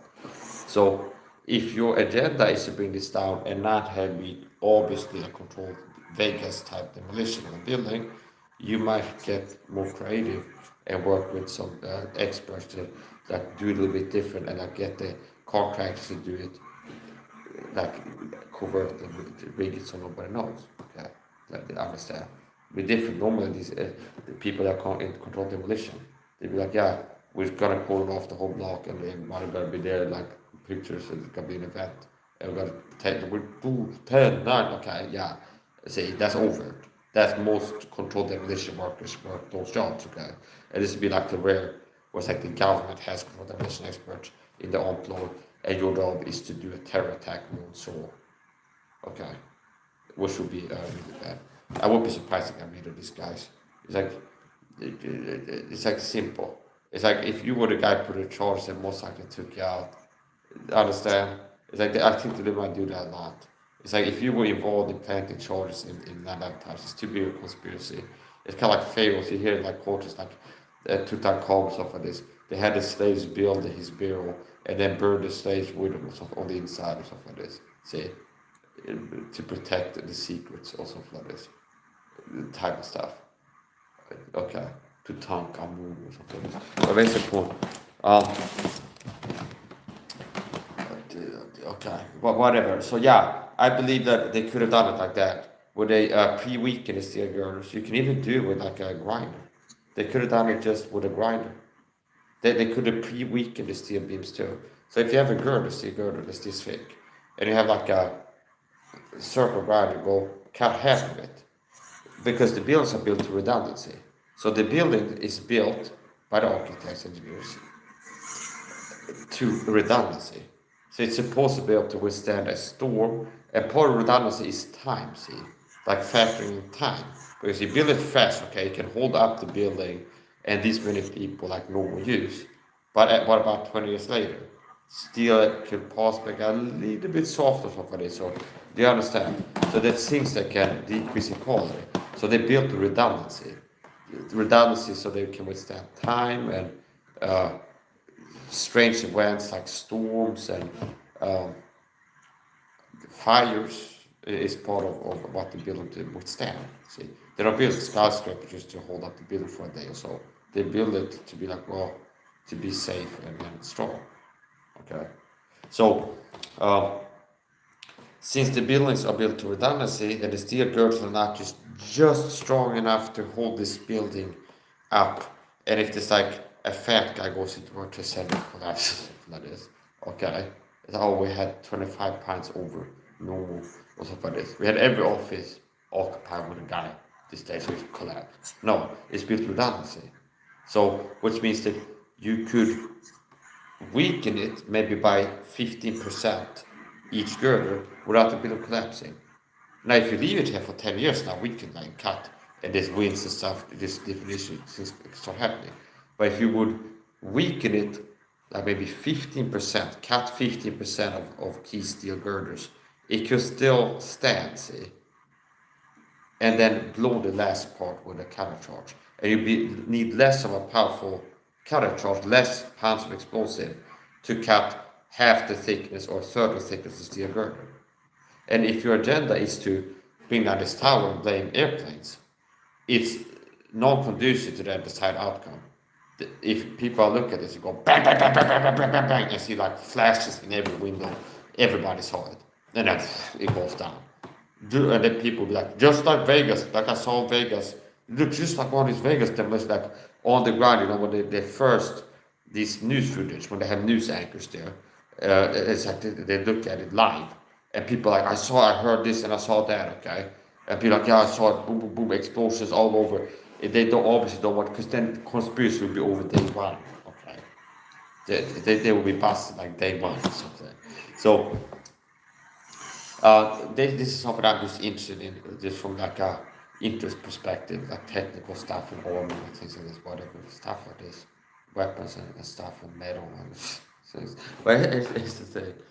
So I don't believe that they just had the girders leave normally and just slap an explosive on it and then time they blow it up. More likely they did something to like weaken the girders, and then the last push was a cutting charge possibly. So I guess you could have a liner charge where it's like same as in the heat shell, like the Panzerfaust the Germans hate, read on Wikipedia, only elongated. It's like you have it instead of like this, you have it stretched out. So it's kind of like this. It's wider. It's wider. See, it's like this. It's like a V, and instead of it's like a V. See, it's like a V, like a brick, and it's a V, and it's wider. And when it blows, it creates like a line of molten lead instead of like what's it called? Like a garden wall, it's like a street, a straight line. It's more like a line like this. See, and if you pre-weaken the girders, you need less of a powerful explosive to finish the job. So if I would speculate, they probably pre-weaken the beam somehow, which could be anything from just grinders, kind of like a third of off key places, key girders, like or something like this. And then the last probably a cutting charge, or they could have nanothermite. There's like melting some of the steel beams slowly, and then there's another charge, a cutting charge that finishes the job or something like this. Okay. Now this was certainly not done normally. Okay, it wasn't done the normal way. This was a completely different demolition job. So here's another thing: they're afraid of the sellout pastors that are in a conspiracy, work behind the scenes with the deep state of money, talking with gang stalking, doing Bible churches. They work for the deep state who ran Epstein Island and did 9/11. Why do you think I hate them with a passion? Their behavior, at least, because they're sellout, scam. I'm a persecuted Christian. Do the Bible Church have taught me for this gang stalking persecution program with narcissist almost abuse tactics, as other people get put up by the program targeting me at video? This is domestic terrorism, this gang stalking program. It's anti-American, and it's persecution of a Christian, and they know it. The same deep state that sanctioned and allowed run gang stalking on videos in America, Sweden, and places did 9/11 ran Epstein Island. Okay, so that's who you are. That's who you are joked up with. Okay, strange bedfellows. So then, what's the point? There was a guy, Danny Jovenko, who I believe might have been assassinated because he featured in a documentary and credible testimony. See, that's why they took him out. There was a guy, Danny Jovenko. There was a documentary filmmaking crew that interviewed Danny Jovenko. He was called. He was a Dutch controlled demolition expert, and they had like the book and interview with him. And I guess it's kind of like blind, like a double blind in science. They're like blind studies. It might have been blind, but like where a documentary crew want to interview about controlled demolitions and not more than that. Not like conspiracy angles of this, but it's kind of like just ask questions. So it's not like primed somehow. I don't know, but I think it could have been like a blind want to talk to you in a documentary film, one interview about controlled demolitions for this. And then they put up a laptop and they show him a building over the Center 7. And he's a controlled demolition expert, which his job is to blow up buildings from the inside, like Vegas. Like, okay. And they show him like this. And it's like, yeah, that's a controlled demolition. Okay. See, they show me, they look at this, they go, that's a controlled demolition. And it's what's in the 7 one now. See? And it's like, that happened on 9/11. You know when this happened on 9/11? New York. It's like, they must have been working fast, he said. They must have worked fast. So now his head is spinning because he's shocked. So this is something, a lot of people, like the first years of 9/11, they never heard about what's in the 7 because it was like a micro cover up of that. It was like they're not really talking about what's in the 7 that much. Okay. But when they saw it, it's like, that's a controlled demolition. They showed him that. And a guy who does controlled demolition says that's controlled demolition. Okay. I guess it'd be like if I show a surgeon. Here, they'd be like, oh, this is a scar from a cut that has been stitched. Okay, see?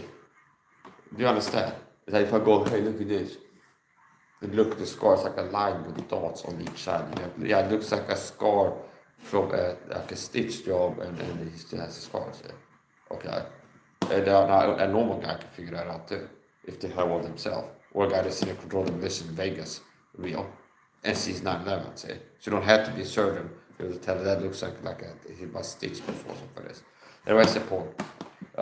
It's like if I have a black guy, you see me, I look like a guy punched in the eye. You don't have to be a pro boxer, see. Okay. So, are you more likely to tell like specifics, and like if you're a pro boxer, you can't guess that a guy, black guy might be punched in something wrong with you. Okay. So, anyways, the point. So David Jovenko got approached by a documentary film crew. They showed a laptop. He works as a controlled demolition expert. Hey, look at this. Works. It goes. This is, and as he sees the video goes, this is controlled demolition, and they go. And then they go, that happened 9/11 in New York. Oh, they must have worked fast, he said. Because he's thinking in his mind, he's been confused now. Because he's going from the official narrative he was told to this new angle of seeing a controlled demolition on 9/11. And he's noted 2 times of, but what the Senate are that. It's like, yeah, aircraft flew airplanes into the buildings here, da da da da. And then they show me something else. It's the building wasn't hit by an airplane on 9/11, they went down, there's no airplane. And he sees a controlled demolition there, is what he sees. So it's still like, they must be fast. So he might be like, thinking, the first thing he saw intuitively, this is not a conspiracy, not he's like a professional in a field, okay? But he's still working what his eyes can see. And he must be thinking, I guess, that like the government hired controlled demolition guys to go out works in the 7 due to build damage from terror attacks. See, from that might have been what he must be thinking at first. It's like, oh, the government must have like flown over from Vegas. It's like flown over controlled demolition guys to New York to rig up this building to bring it down because of some damage from the 9/11 attacks. That is it. So he's still not going. That the conspiracy angle, okay, and this guy is a credible witness, okay, which would be like similar to, okay, he's a credible witness, and after he was in this, okay, he had a car accident, he died in a car accident, David Jovenko, Säkervete, okay, Säkervete, I remember that word.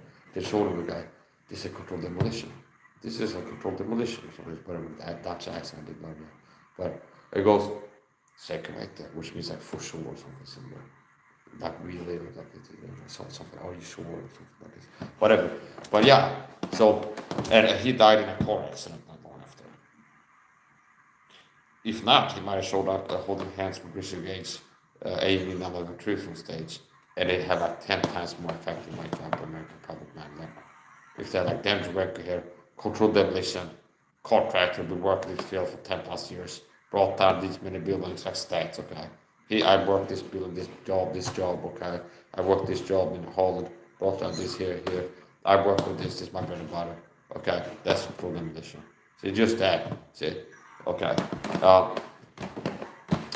So yeah, that made him dangerous to possibility, took him out.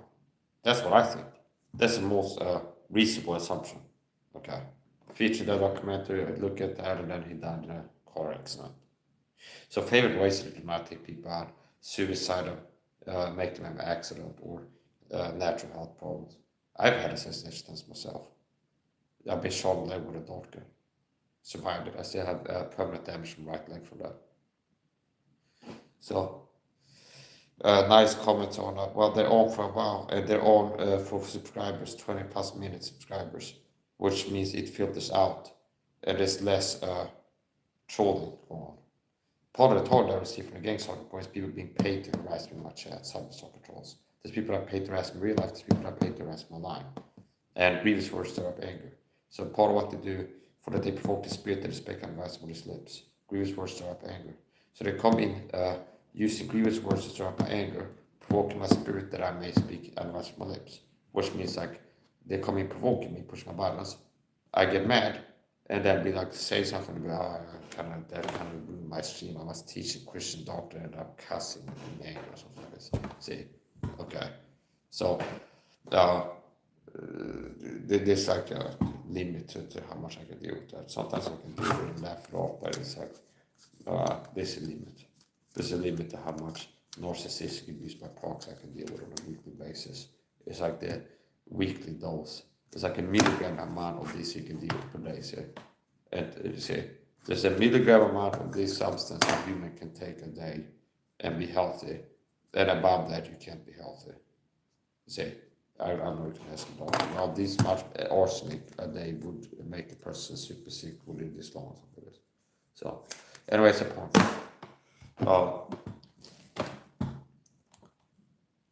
Yeah, Nadler was an inside job, and fuck Andy Woods, okay? He's part of the problem. He's a shill. Attacking people like me to teach Nadler was an inside job. Shilling for the deep state. Oh yeah, 9/11, these conspiracies now that we're inside job people. You're the problem. You are the problem with America, Andy Woods. Weak, effeminate pastors that submit like a little slave boy to Satan via the Satanist, the God of this world, see? And you have confederacy. And you choose sinful submission, the pleasures of sinful submission to favor for a season, rather than do affliction, being persecuted by these people for saying no to them, see? Cowards is what they are. Brandon Holthouse and the Woods do Bible church leadership. They submitted and gone to the deep state. See? And now they take orders to pick on other Christians that are persecuted. So they be with the Philistines chasing Samson around. Or rooting for David, okay. Rooting for Goliath. Speaking of which, Germans had a Goliath tank. They had an RC remote control tank in World War II. A miniature. UV drones, they had something similar. They had a Goliath. They had a cable. Then it was like a tracked vehicle. They could drive called Goliath. The Germans had like joke names. The mouse tank. Und die Ratte. Okay. They had the mouse tank. Mouse, okay. And it's the hugest tank they were trying to build. They had a Goliath tank, which is the smallest one. They had a super small tracked, turretless, driverless tank. And they called Goliath. And what is Goliath? It's a biblical name for like the hugest man people heard about or something like this. Okay, so anyway, now that was an inside job. I've been part of the solution. I thank God I've been involved in a Christian war like David here, fighting for the truth against evil in this world, in the physical, spiritual, psychological. Whereas the average man and Christian, I'm ashamed of you. Okay. It's like I look at and say, oh, the average Christian church can be compromised and bullied by the deep state into being a slave for them. Okay. Like my experience being told video, one of the benefits I could tell is a sellout. Because if somebody's a sellout, they start picking on me for the deep state. The Illuminati I told all these years, they run Hollywood, they run the music industry. They run, more precisely, they exert significant influence. They wield significant influence, okay? So they can pull strings. They have control. Nobody has 100% control of everything, okay? But they have influence, significant influence. Mainstream media, Hollywood, music industry, okay? Politics. And I'm a target of these people, and they have a prescription called gang stalking. I'm targeted with it.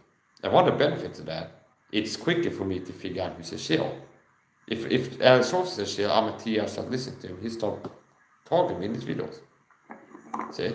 If a sports star is not a shill, he start targeting me. If I subscribe to his Instagram, start doing little narcissist always be tagged on his Instagram stories. Somebody tells him, hey, upload a video yourself with a red t-shirt with number 66 and scroll on. But whatever the thing is there, it's like a theme that we might do a lot around it right now. Doesn't make feel nice. Like weird stuff. And if I subscribe to do a Bible show, they start talking for against soccer program. Yeah, okay, it's like 100% you can tell them work with them. the program is totally real life. They're running this theme right now, and then it's like you subscribe to this church on YouTube, so listen to the streams. They start running the same theme and doing the narcissist abuse tactics, subtle veiled innuendo threats and gaslighting and things like this for the deep state. So, yeah, they're cursed. All that full of sanity and all mischief will not cease to point the right ways of the Lord. Comes to God, then it's wrong.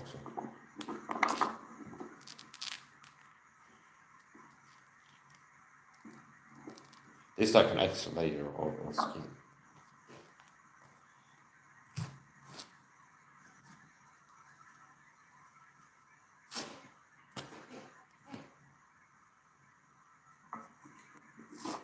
Yeah, I get ready to finish up here. So this has been a Rant-tainment stream, okay? Rant-tainment, that was off the tongue better. I want to squeeze info too, because we've been informational teaching on different topics. Rant-infotainment doesn't. So Rant-tainment, okay, is our name titles after fact. What was I doing? Martial arts training, meal prep, this, essential title. They're ranting and then sometimes getting into cracking jokes and singing and stuff. So Rant-tainment. There the guy pulled the banner. Like it breaks is so cool. It's like it's what it says. You can also just throw so there's different tactics. Like they have a really like sticky band-aid or something like this. This is like glue on I don't know what. You could do it slow, you could do it fast. So what is the point? The smallest thing might be to do slow actually for the skin. Possibly if you do that every day, eventually like you have an actually big pulse of skin or something. So much is too tight, you get like a fat skin pull off. So the slow method might be the smallest one. Anyway, that's the point. Rant-infotainment. Okay, we're doing Rant-infotainment. Rant-infotainment. Rant-tainment with the info. Reinformational. Rant-formational. Rant-tainment. Okay, that is hard to make it. How to make it fit. I started training martial arts in the stream. So how you been? Now we're gonna. I've been finishing my lecture here. I've been lecturing. Great. Oh, yeah. And I was I've been listening to broaching topics. Like I get into this, and I could spend like 1 hour talking about each of these little sidebars here. But it's like I got cut it off. So we've been broaching. Now that was an inside job. See, that kind of valuable. Now that was an inside job. So that's already valuable. And you're not part of the problem. When you're a podcaster, like Andy Woods, a church guy, who goes, now that was not an inside job. See. So just go, now that was an inside job. Don't believe the mainstream version, okay, of that. It's valuable. Now, if I get into talk about it, that could be even better. So the bar is pretty low. You don't have to be a genius to be a part of the solution to society's ills. You just have to have a will to fight evil. And you have to have a will to overcome evil. Okay. Yeah, because people that really have will to overcome evil are gonna get saved because they recognize they are evil. If you have a true will to overcome evil, you see evil in the world, in yourself, sin. If you have a true will to overcome it, you end up figuring out how to get saved, getting saved, and now you have the spiritual power to overcome evil in your life, and God will give you. See, notice how there's something simple just left that after this guy's not. It sounds so dumb to say. If somebody has a strong enough will to overcome evil, generally, across the board, just a guy that's just, the heart is just pumping for this overcoming evil stuff, okay? They end up getting saved. Because they're really interested in what evil is and what is not. They end up learning about sin, hearing about sin. If they're really interested, their heart is in the truth about this topic, they end up getting saved about what. So, anyway, I gotta finish up the phone stream pretty soon. I'm gonna have to, because it's gonna die on its own if I don't know how to plug it in. So I got my phone here. Here's my podcast where I had a guest. You want to say hello to the phone viewers, Ed? Oh, hello everyone. How's it going, guys? I'm here on Mike's phone or something. It's a reflection, so. That's great. He's a great guy. Once you get to know him, he's a great guy. I'll tell you. I believe Basket is better. That's all you gotta do. There we go. Okay. I'm live on Rumble, Critical Mass Michael Rumble. From Rumble Studio to Rumble and YouTube at the same time. So I'm simulcasting. And I'm triplecasting because I'm live streaming from YouTube from my phone at the same time. There's an alt angle here. You're watching Mike's Out live on YouTube. If you're watching this, you are the resistance. He's doing Jewish gang signs now. That got me off guard. He then raised my antlers a few times, quote unquote, to call borders in. He raised my antlers when my shackles, my hackles, whatever. When he shows up, I go, hey, when he goes, he does this, okay? See, now he's doing it again. What a naughty Jew we deal with here. Are you a naughty Jew? What up? Are you a naughty Jew? Yes, he's a naughty But a Jew. good Jew. Good, Yeah, naughty okay. Yeah, but I think it's naughty to do this. You know what this means, right? Jew. 9 out of 10 times this is giving allegiance to Satan, or you're like a metalhead that's like a guy who's a fan of Kiss or something like this. Okay? It can be different things. But the impression which people judge you by is that it's like rock on, satanic rock music, 666, pentagram, flames, and metal guitars. Okay? So you are a Christian. You're in the army now. Oh, you're in the army now. Okay? You're a Christian now. So maybe I can teach you my hand signs. You want to learn a Christian hand sign? I invented it myself. It's this basically. See? So this, I figured out. I look at movies and stuff. Why do they do this? I figured out, well, here's a hand sign. It's like making a cross here. Like you can fold your fingers the right way and you get a cross shape. Now, depending on how long your fingers are, like the angle, see there, okay? You can see that there's one line here and one line here, so it's a cross, a crucifix. So I'm trying to make a cross, a crucifix with one hand, basically. And there's different ways you go about it.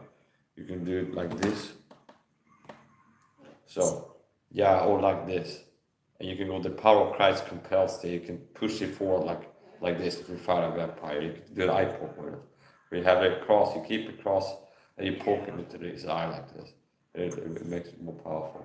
And that vampire will be like more affected by that than a regular eye poke. If it starts from a cross position like this, it goes in there.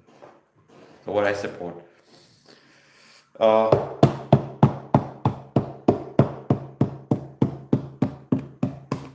Lecture.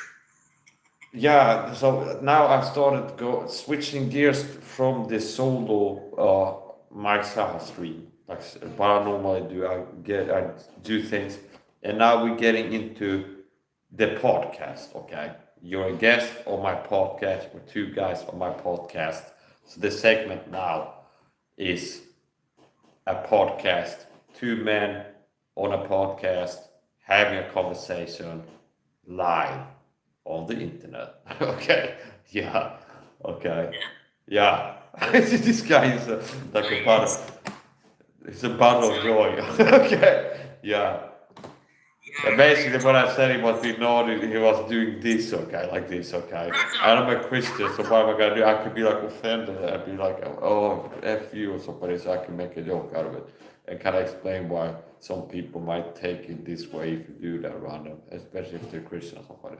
So anyway, this guy who was watching my full stream, for example, Holy Spirit Streets.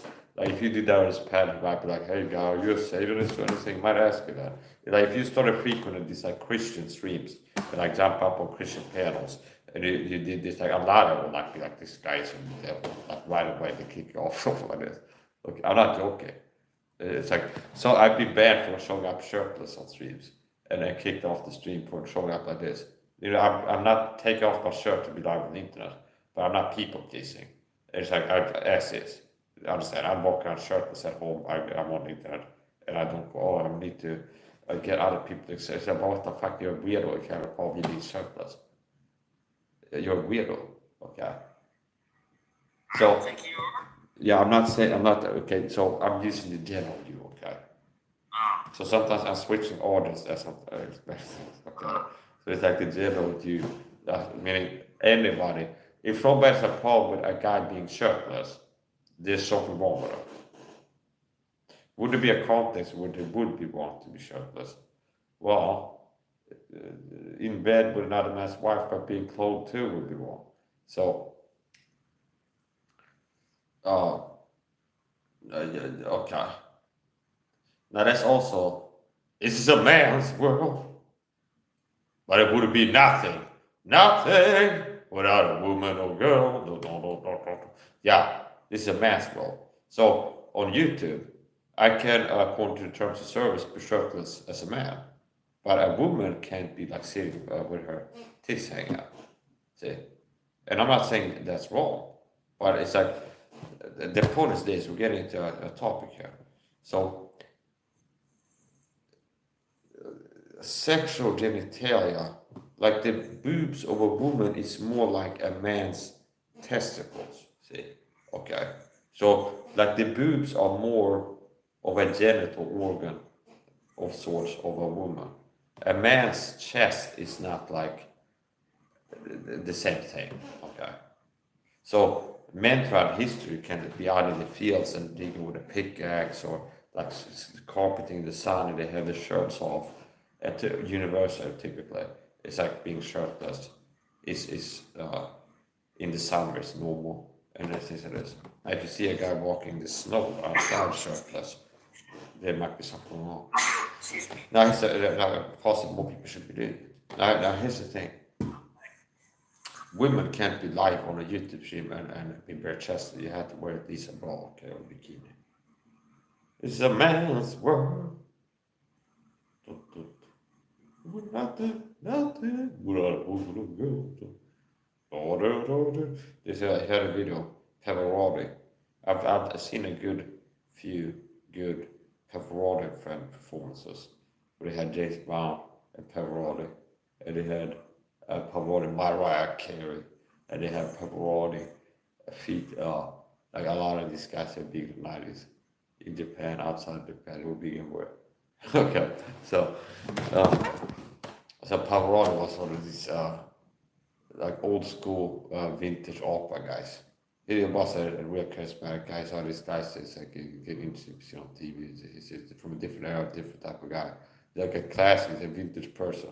He's like a guy who wears like a special coat, his wide suit, and he's fat and he's like singing. And he's got like a whole art form of that sing where he sits at home with a piano all that whatever it's doing. Okay, and he shows up on stage and he sells families. So yeah, Pavarotti. That is what he sings, possibly being fat made him better at singing. Okay, I won't be surprised if he's like, yeah, I gotta be on this diet. It's like I lost a few pounds, I can hear my voice got worse or something like this. I gotta keep fat, I gotta stay fat and huge to have the right to have like the vocal, like the sound waves bounce around my fat cells and coming out my nose, and that's what the noise comes. So if you got sleeping whatever the same voice, I won't be surprised if he got like ripped with a six pack, he wouldn't sound the same anymore. Parodic. Okay, it'd be like if you have a guitar and then you wrap it with a blanket on like this. It's that's different. You put felt cloth inside it. Or you have like a guitar with thick wood, or you make the guitar cedar wood. It's gonna make a difference in the sound. So anyway.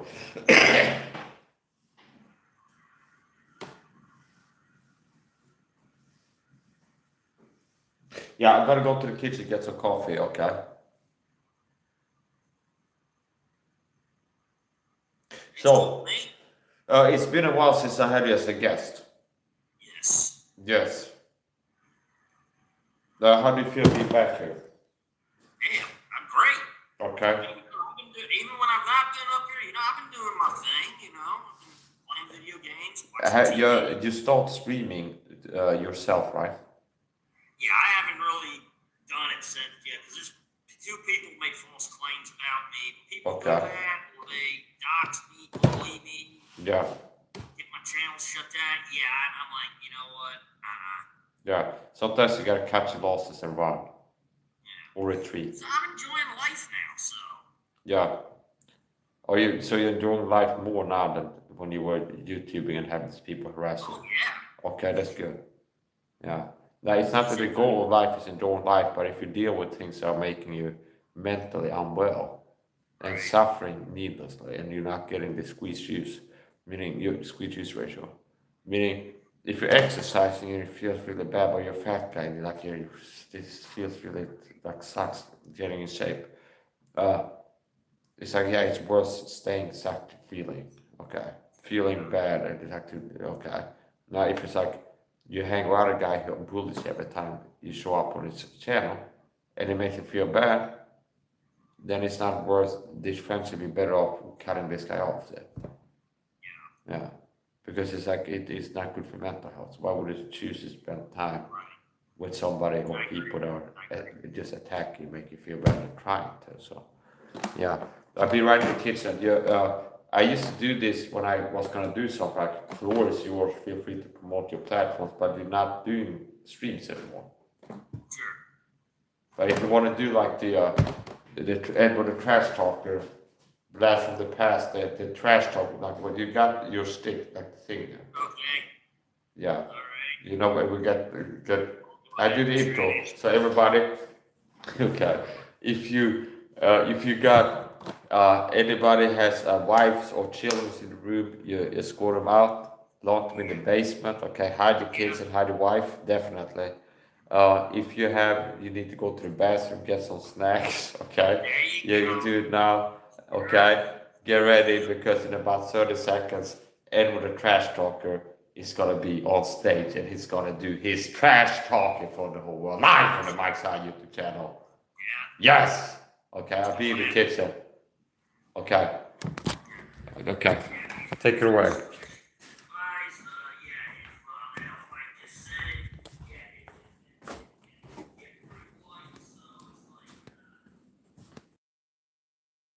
I gotta plug my phone into this charging cable here, or it's gonna be like a mystery. It's like it just goes black and you wonder what happened to the phone stream. I was at 12% better at the time, so that might be well. Well, depends on other factors, screen brightness. This and that. Anyway, I've been having allergies perhaps last 3 days or so. So I'm working on decontaminating my home from allergens. Now I've gotten about half as sensitive, meaning I've seen about 50% improvement in my allergies from how they used to be. So my allergies used to be a lot worse, and I'm about half as sensitive as it used to be. But now then I have flare-ups, and as long as I don't have like an extreme exposure to something, I'm actually okay. Doing everything I'm doing, taking the lifestyle, supplements, diet, everything, whole page, everything I'm doing to be healthy, take care of myself. What I put my body, what I don't. What I do.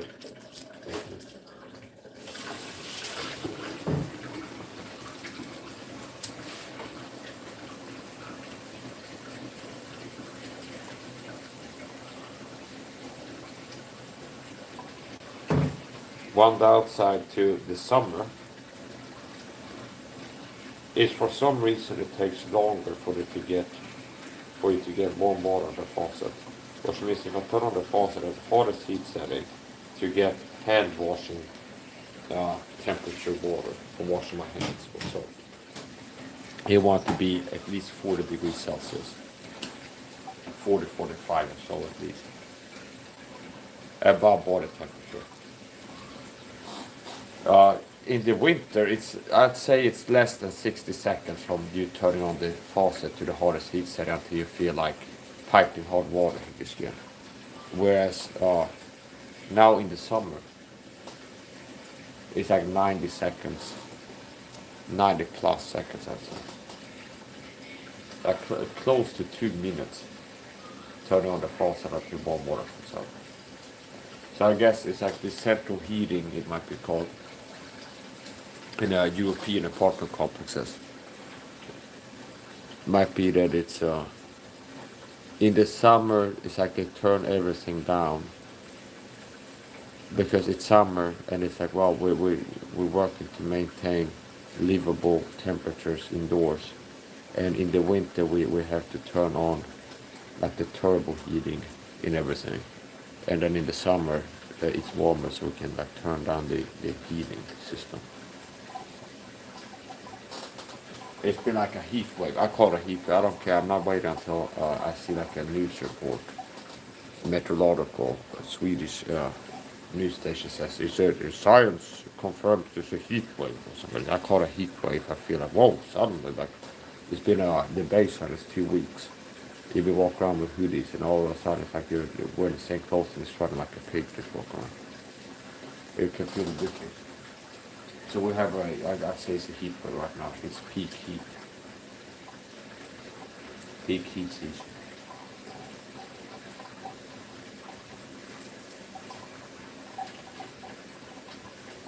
I was training martial arts. I guesstimate around 15 minutes.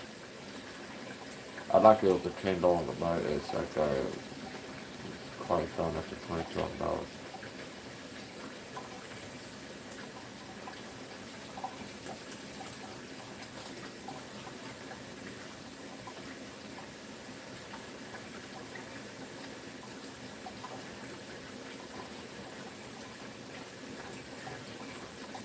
Don't forget to hit the thumbs up if you enjoy the content. Subscribe to my channel if you want to see more videos in the future. And feel free to share out my streams on your community page and stuff. Sometimes I pull streams. Maybe 10% of live streams get pulled.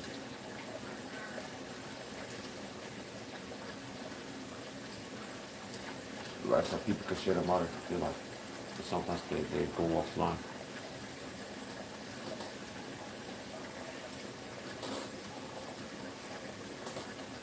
We had an Italian guy call me by a few comments before, so I just started riffing off Italian.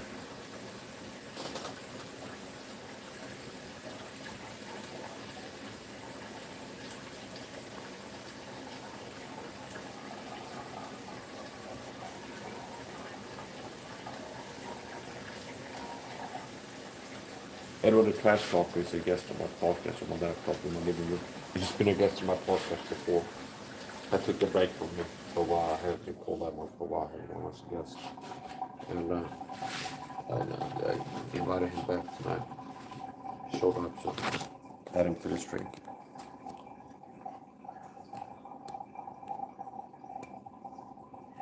Just provide me seawater concentrate with B-complex creatine. It's super solid.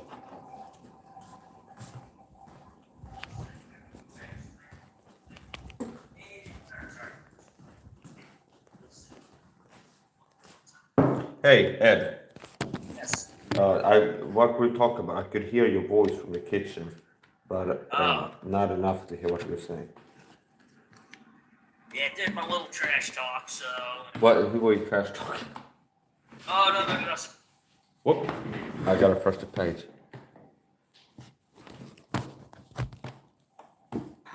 Okay, I'm back.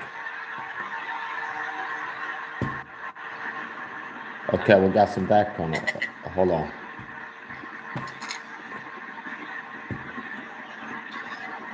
Okay. There we go. Yeah. Could you? Hey, we have an audience here. Could you turn away your? You got a fan blowing at the microphone. You want me to turn it off? Yeah. I'll turn Or turn it down or turn it away could be enough. Yeah. Oh, there we go. Okay, great.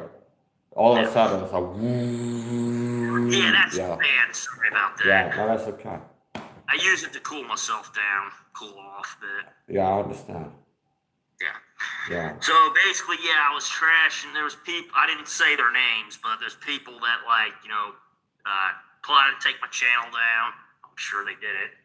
And basically, yeah, so basically Ed was P-bombed a lot. He used to be a streamer like I'm a streamer, and he would have panels. and he will get P-bombed. He got P-bombed into oblivion. I'm not laughing at you, but it's like I've never seen a channel get P-bombed like you, okay? To the point where it's like a caricature of P-bomb. It's like you got P-bomb maybe 24 times in 3 months or something like this, okay? See, then it's like you can't survive YouTube if you're getting P-bomb that frequent on your channel. No, you can't. Okay. Now one or two times, I got P-bomb 2 times being a rookie panel stream. I would drop the link and have people on. And I didn't know how to stream. I didn't know the ins and outs of StreamYard. I didn't have like cover graphics when I add guests and things like this.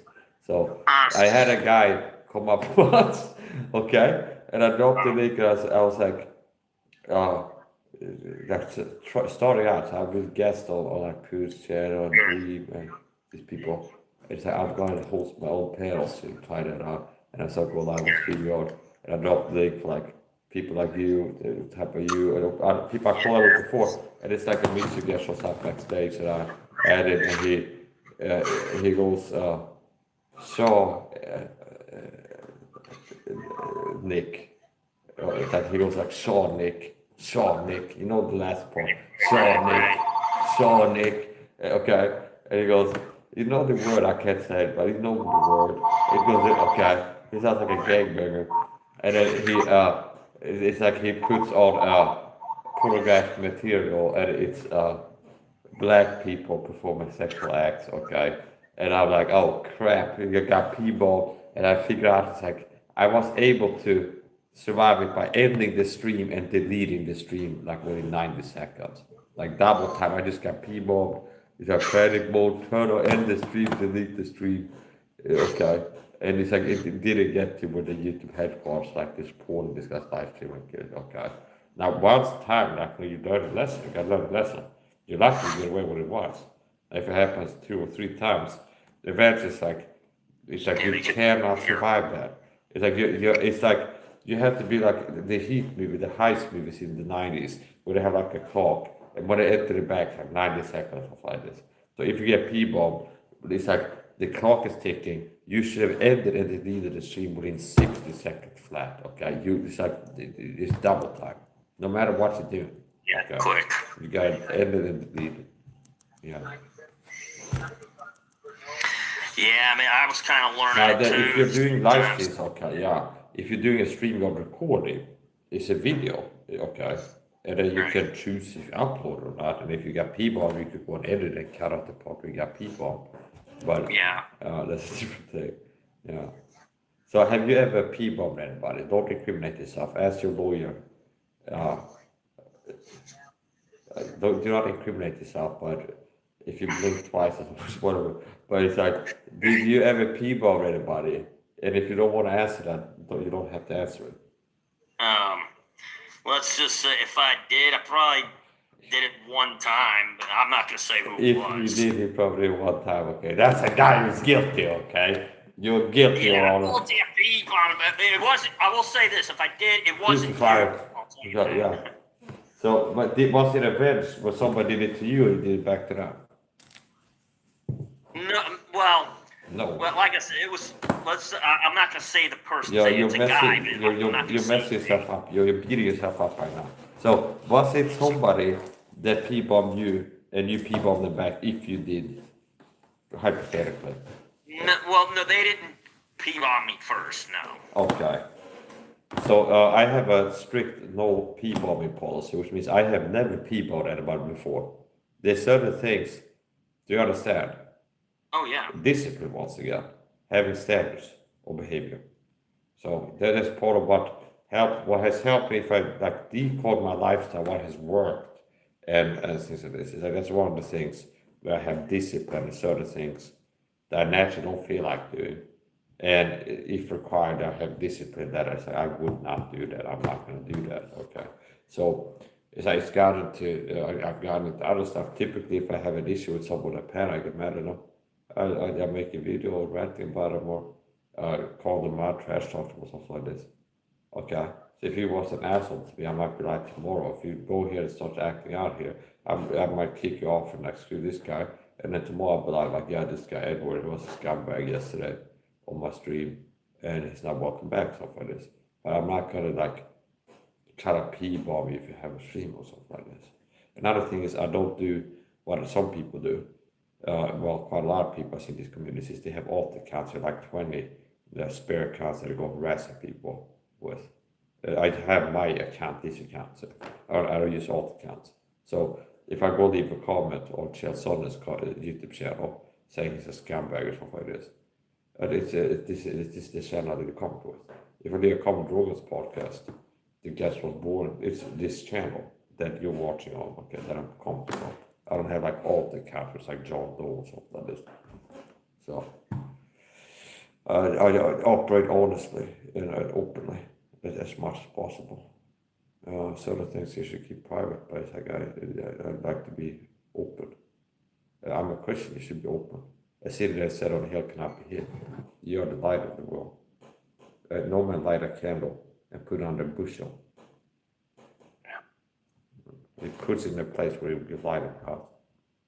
Oh, yeah. So, which brings my next topic. This is my prized possession here. My trophy Jew mascot. I won this guy to the Lord.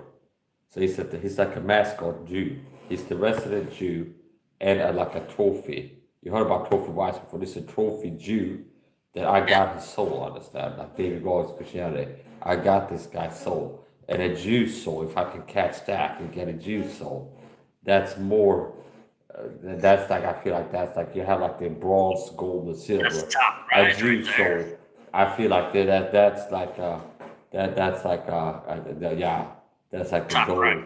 in the Olympics, the soul winning Olympics. Yeah, that's the top prize right there. Yeah.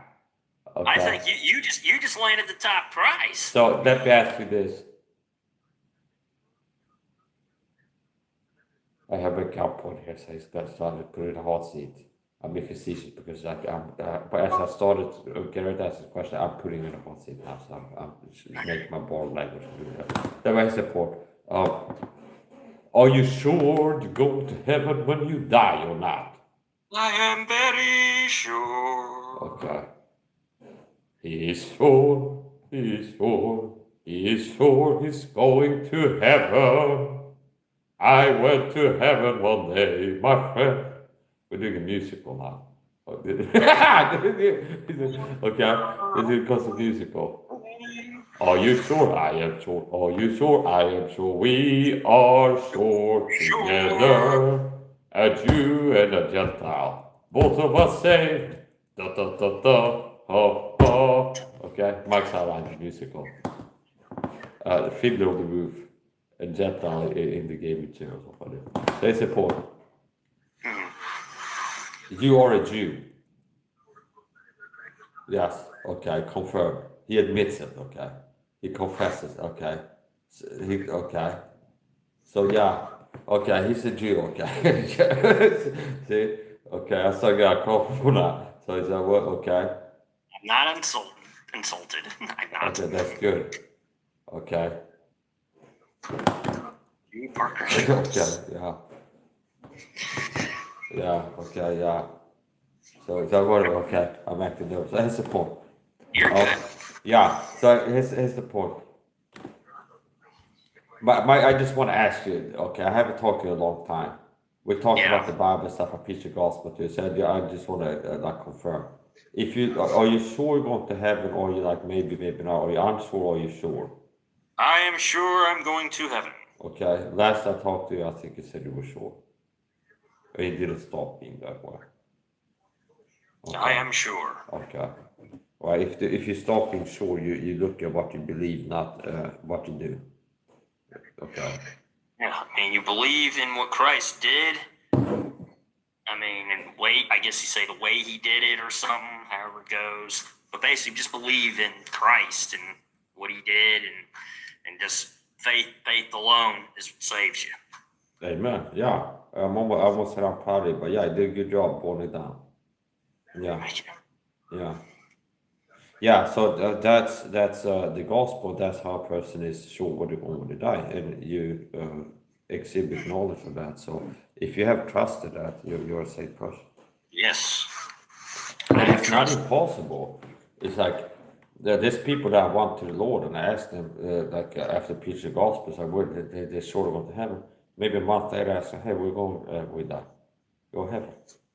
Without hesitation, and that's good. So it's like,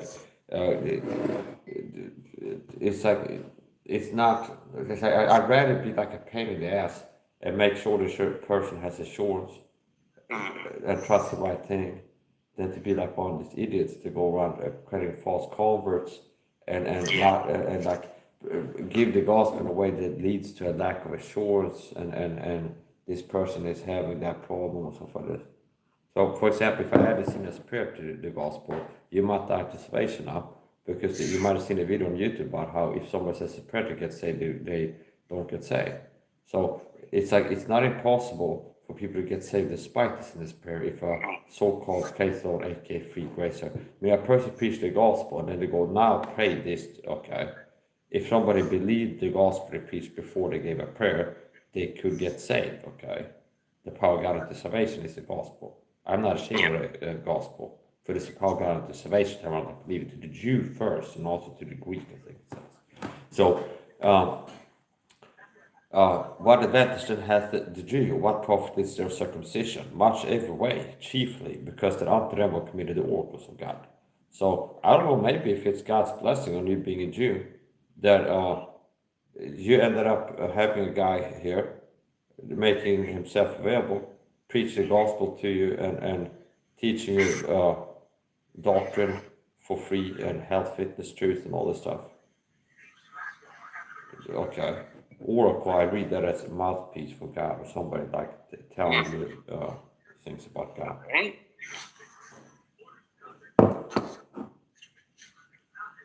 Yeah.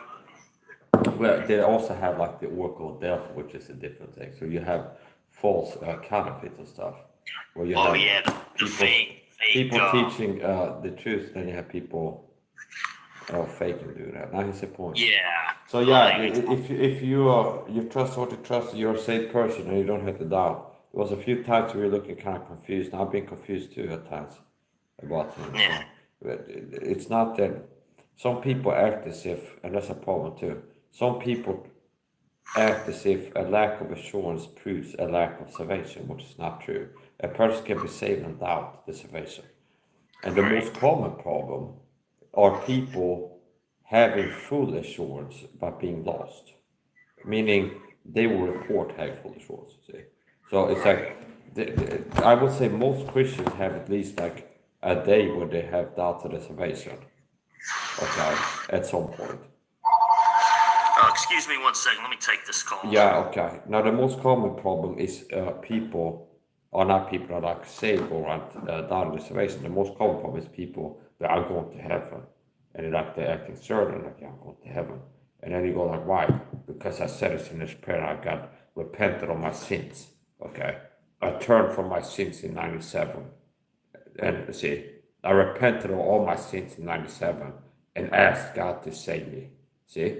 And like this super sure, see? And it's like, oh, see, okay, then that is 100% you're not saved, but you have full assurance, quote unquote, see? See, false assurance. So one way that, so basically that's the point, and I don't want to make it sound like the sinner's prayer is less bad than it is.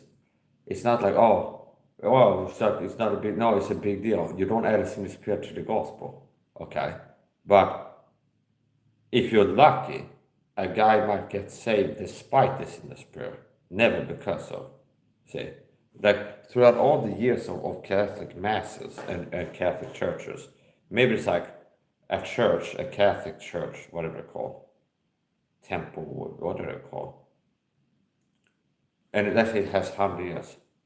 Maybe it's just when one guy got saved in the last 100 years. From some preachers talk about Christ, he bled for our sins, or something like that. Somehow I end up accidentally preaching the gospel. And a guy here, I'm trusting that to get saved, kind of like just in his heart or something, this Holy Spirit illumination, where it's like he just hears about Christ paying for his sins on the cross. He's like, I'm trusting for this. Now it's like we're getting into like weird stuff where it's like it's not impossible, but very unlikely territory. Okay, so people that corrupt the gospel with sin and spirit, they're enemies of Christ, they're enemies of the gospel. They're fighting against God's main objective for the church. The main reason God has us down here still is to complete the fullness, like that, to complete the church. Christians are here to do soul winning, the Great Commission, go and preach the gospel to every living creature. We're here, Christians are here to give the gospel. Every Christian has a soul winning ministry. It's not that just your pastor has the job to give the gospel. If you're a Christian, God tells you to give the gospel. Now, I wouldn't say like you do it, like right now you watch this video, you're a Christian. You have to make sure you're a real Christian.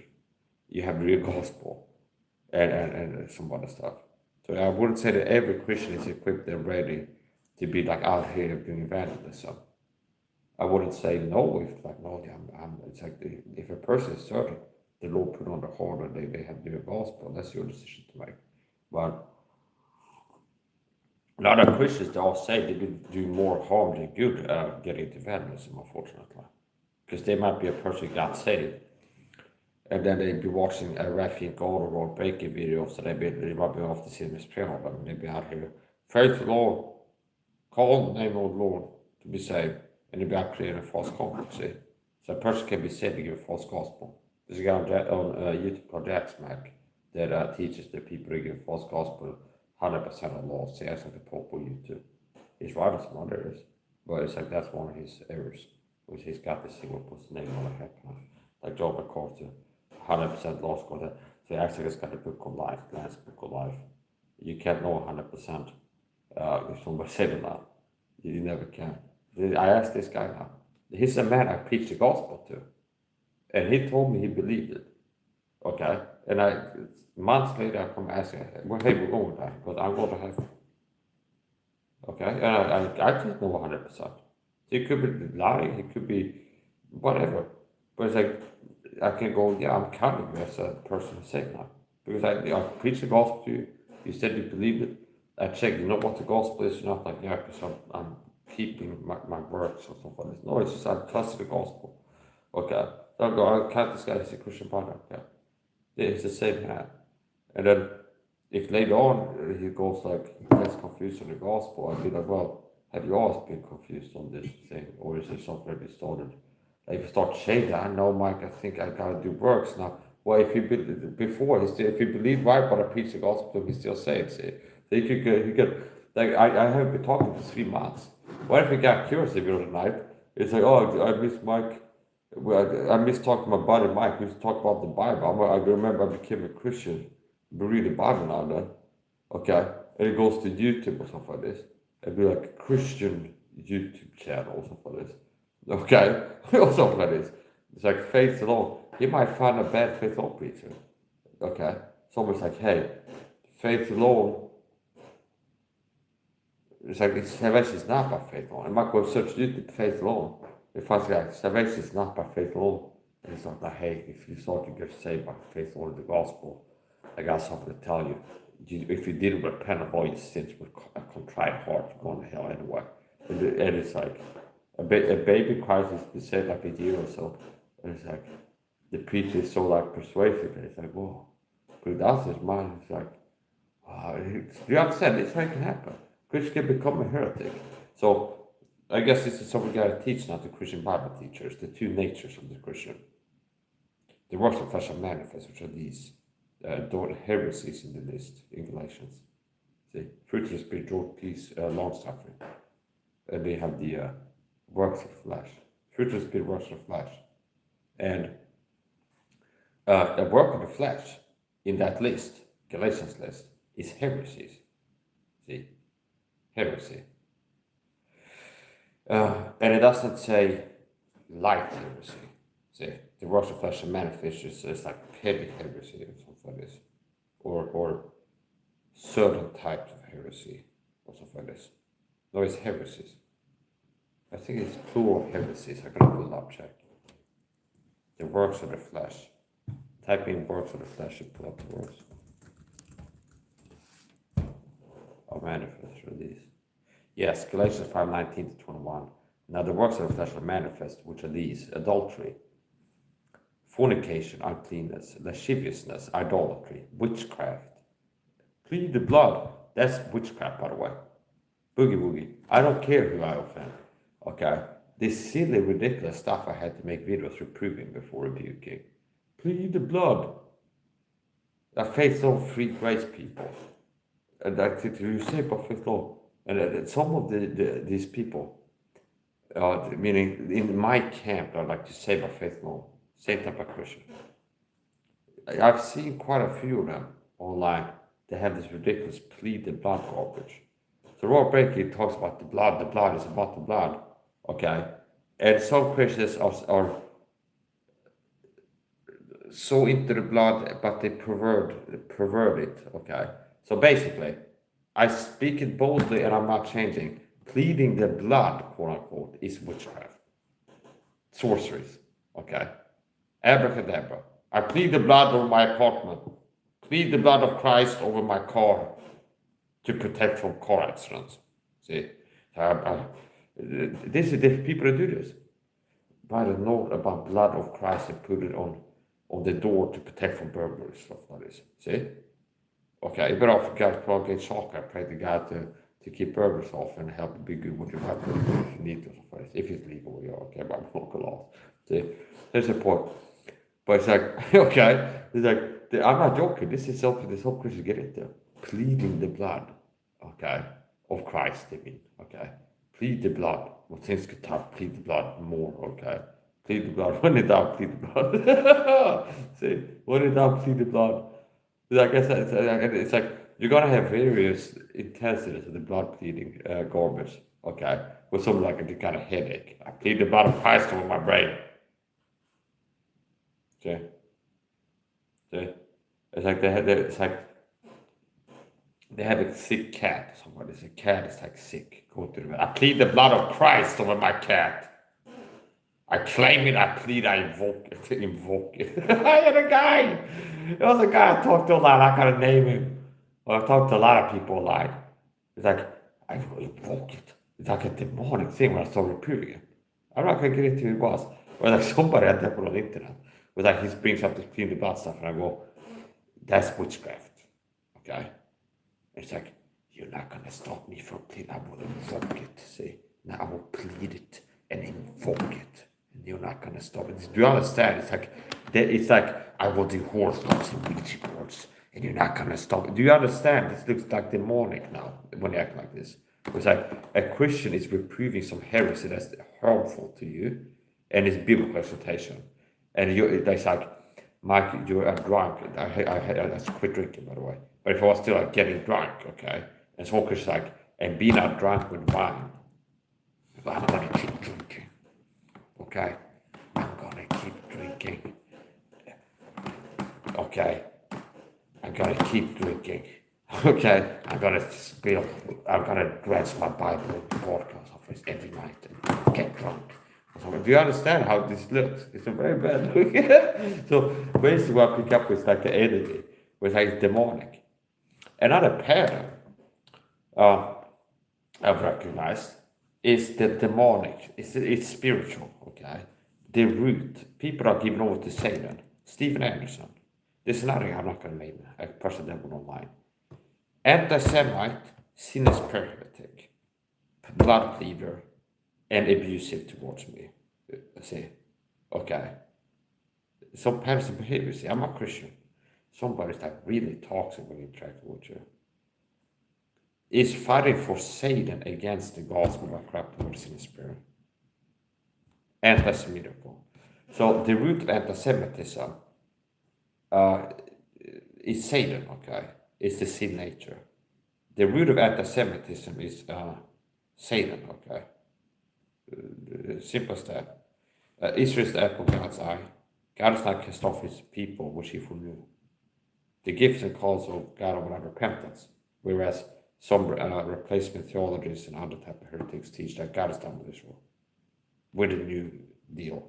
See, so we was like God threw off Israel, and that we're the new people now, and the Jews are kind of left off. The gifts and calls of God without repentance, and the Bible teaches he picked a certain time, a certain people. And Abrams, whatever, so we don't have to always pay. Here's the point. The Jews are God's chosen people, okay? He picked one nation. He didn't pick Sweden, a heathen nation, Sweden rather. He didn't pick America. He didn't pick the Syrians or Babylon or whoever. He didn't pick the American Indians before the Europeans came over, the whiteskins. Okay, God didn't pick the Native Americans as his people. See, God picked one people, the Jewish nation. So the time and place people. And it started out over there in Egypt. Brought them out. Said, sir, supposed to be saved. Follow the Lord through the wilderness and thou shalt see the promised land. So for this. That's a joke. That's a point. And they murmured against the Lord. Man did eat angels' food. He fed them with manna from heaven. Raised the murmur. God took care of it. And they were still like complaining. So this is also the part of, if you read Exodus, it applies, I see how it applies to my Christian walk.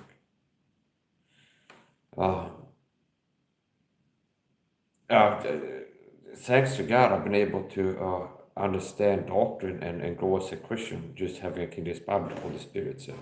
And it's not like, since you're being persecuted by churches in this world, and you can't be around them, they will work to hurt you for the grievous wolves. Okay, then now you can't be a Christian. So, no, it's like if you're a Christian and you end up being locked, like solitary confinement in prison for 30 years, you got to keep this Bible. You can have a Christian walk. See, it's not like, well, if you get on a deserted island as a Christian, your Christian walk is over because you have to be able to go to church once a week and have people lay hands on you and pray with you, something like this. Okay. That's not how it works. It's like, well, that's like fake Christianity all the times. It's like, well, to be a Christian, you have to be able to go to church and dress this way and talk this way, something like this, and meet other people and have some peace, something like this. But the true Christianity, it works worst case scenario. You get cast into an oven or furnace, something like this. You can be a Christian in there. See? You Shadrach, Meshach, and Abednego, we got cast into a fiery furnace. They were Christians there. They didn't have a Bible there. They didn't have a Bible in there. Okay? They didn't even have a Bible. Now, here's the thing, too. Back in the day, there were more men like me that knew the scriptures. And Jesus talked, for what sake the scriptures? Guys used to talk this before. Quote scripture from memory used to be more the norm about people who were justified persons in times past. And not now, with most people biblically ignorant. They can't quote a one verse in Christians by heart. Back in the day, it used to be more like some guy is out shopping. And for what sake the scriptures? Abraham believed but was kind of righteous. He was called a friend of God. See, the people used to be able to do this more of the time. Which like they are talking is a topic they can pull from the verse right before. So people are being ignorant, and it's only gonna get worse now with the advent of AI being available to the common man, where people are outsourcing like mental functions to AI. Okay, so people that are already like in need of being less mentally lazy and like shaping up, like exercising their brain muscles, they just gotta go down here.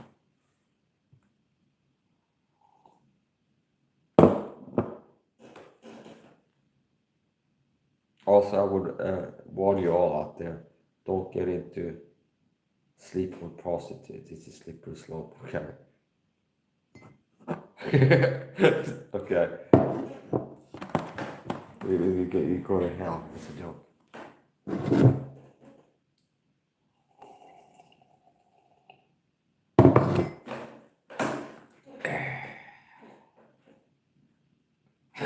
Yeah. Okay, yeah. But don't do it. Okay, don't do it. But see, if everybody take a break and go home to have dinner or something like this. Is that you in the background? Do I see you there in the background hovering at? You're freaking me out, man. There you are. Okay, you're muted. I can't hear you. Okay. If you need to take a break or go eat or something, like feel free. Don't have to stay on. If you gotta go, you gotta go. Okay. Now, if you want to stay on with me, you can stay on with me. I see you're muted, so if you gotta take a break, you can. That's fine.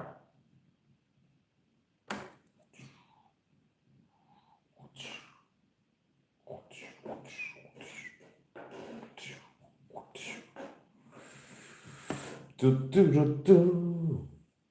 Yeah, so all jokes aside, yeah, so denying ungodly lust, okay, that's Christian counseling.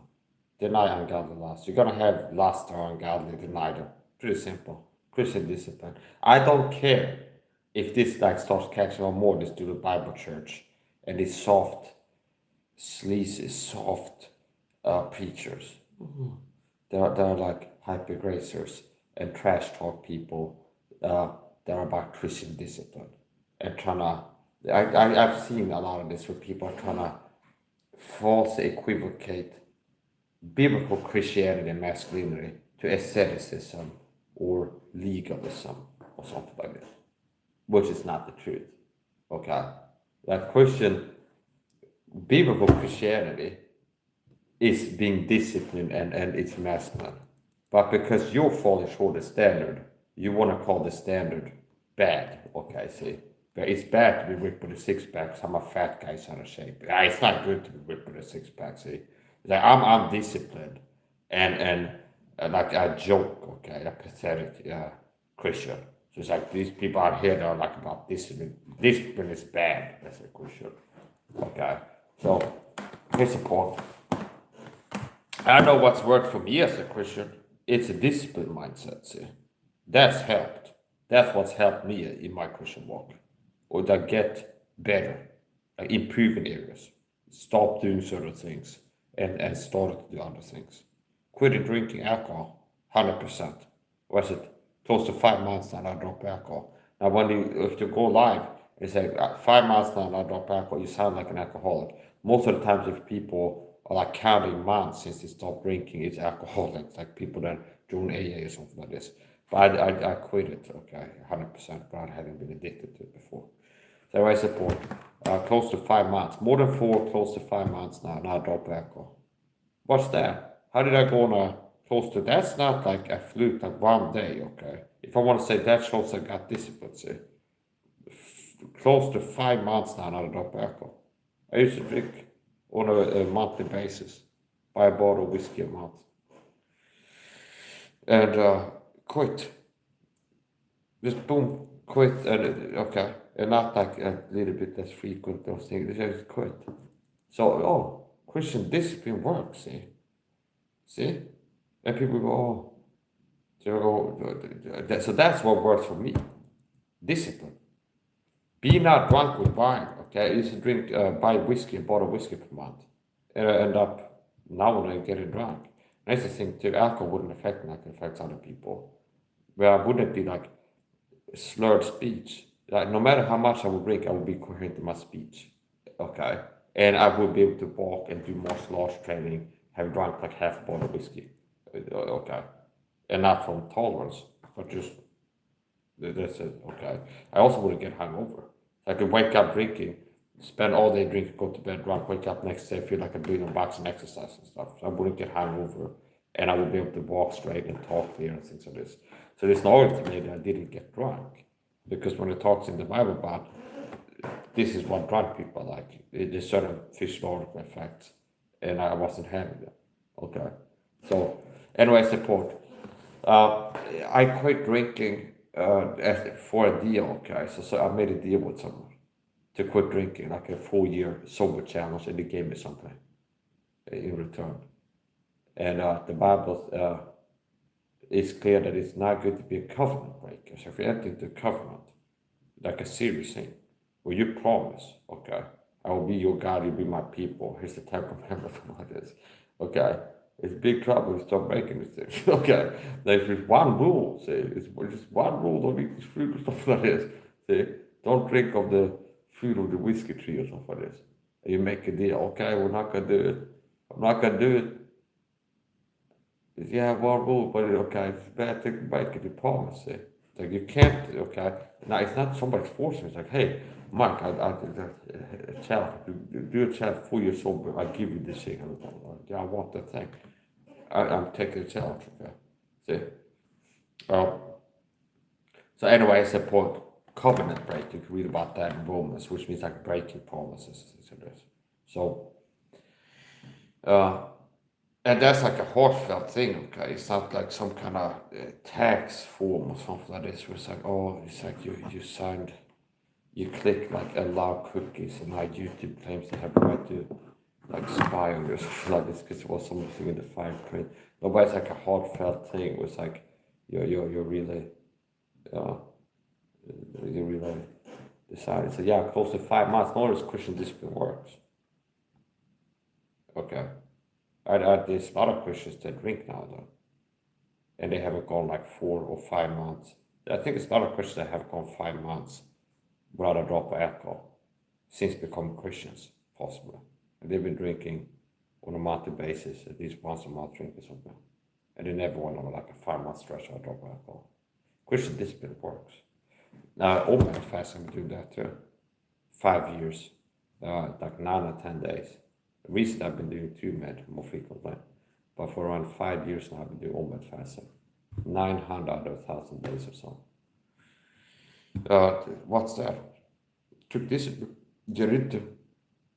After getting into it, it doesn't take much discipline more. What else? I quit sugar cold turkey. From eating sugar to going 30 days just no sugar, virtually no sugar. And now I eat less than 10 grams of sugar per day, as opposed to the 88 plus grams of sugar the average American consumes, according to statistics. See? So less than 8 grams of sugar per day. White refined sugar. Fruit sugar doesn't count. If I have an orange, that doesn't count. Or banana. Natural sugar in its naturally occurring forms doesn't count. The sugar. Meaning, okay, we talk about the bad sugar, the white refined sugar. So, the delivery system that God made for fruit sugar, like a banana off the branch, and you open and eat it, it has the fibers in there and stuff, and it has antioxidants, other times counteract another thing if it's got this thing here, it's like it's balanced. So it's for human consumption. So that's the point. Yeah, so okay, so there's fruit sugar in a banana, but I could have a banana if I wanted to, and I'm not counting that as sugar, see? That doesn't count to like daily sugar. We're talking white refined sugar, processed white refined sugar, table sugar, this type of sugar they add and stuff. So, and I would count like fruit sugar, we're getting into like that is not good. Fruit juices, okay, that can still be bad for you, even if it's fruit sugar, because it can really give you a sharp insulin spike, especially if it doesn't have the pump, where there's some, it can slow down uptake. So you have part of how sugar hurts you is due to the insulin spike. So if you, especially liquid, sugar in liquid, there's different substances, absorption methods. So if you smoke a cigarette, put a nicotine pad thing under it, or a Band-Aid, like a patch, it can, like the same milligram amount can affect the difference. It's like a milligram of nicotine in a Band-Aid, like you buy at the pharmacy, like what's it called, patches. People that quit smoking and they get Band-Aids. A milligram smoked nicotine in a cigarette, milligram in a nicotine patch, okay, like steam or whatever. It can be different. A milligram is not a milligram. In effect, it can affect it differently. For example, this clinics that do IVC, intravenous vitamin C.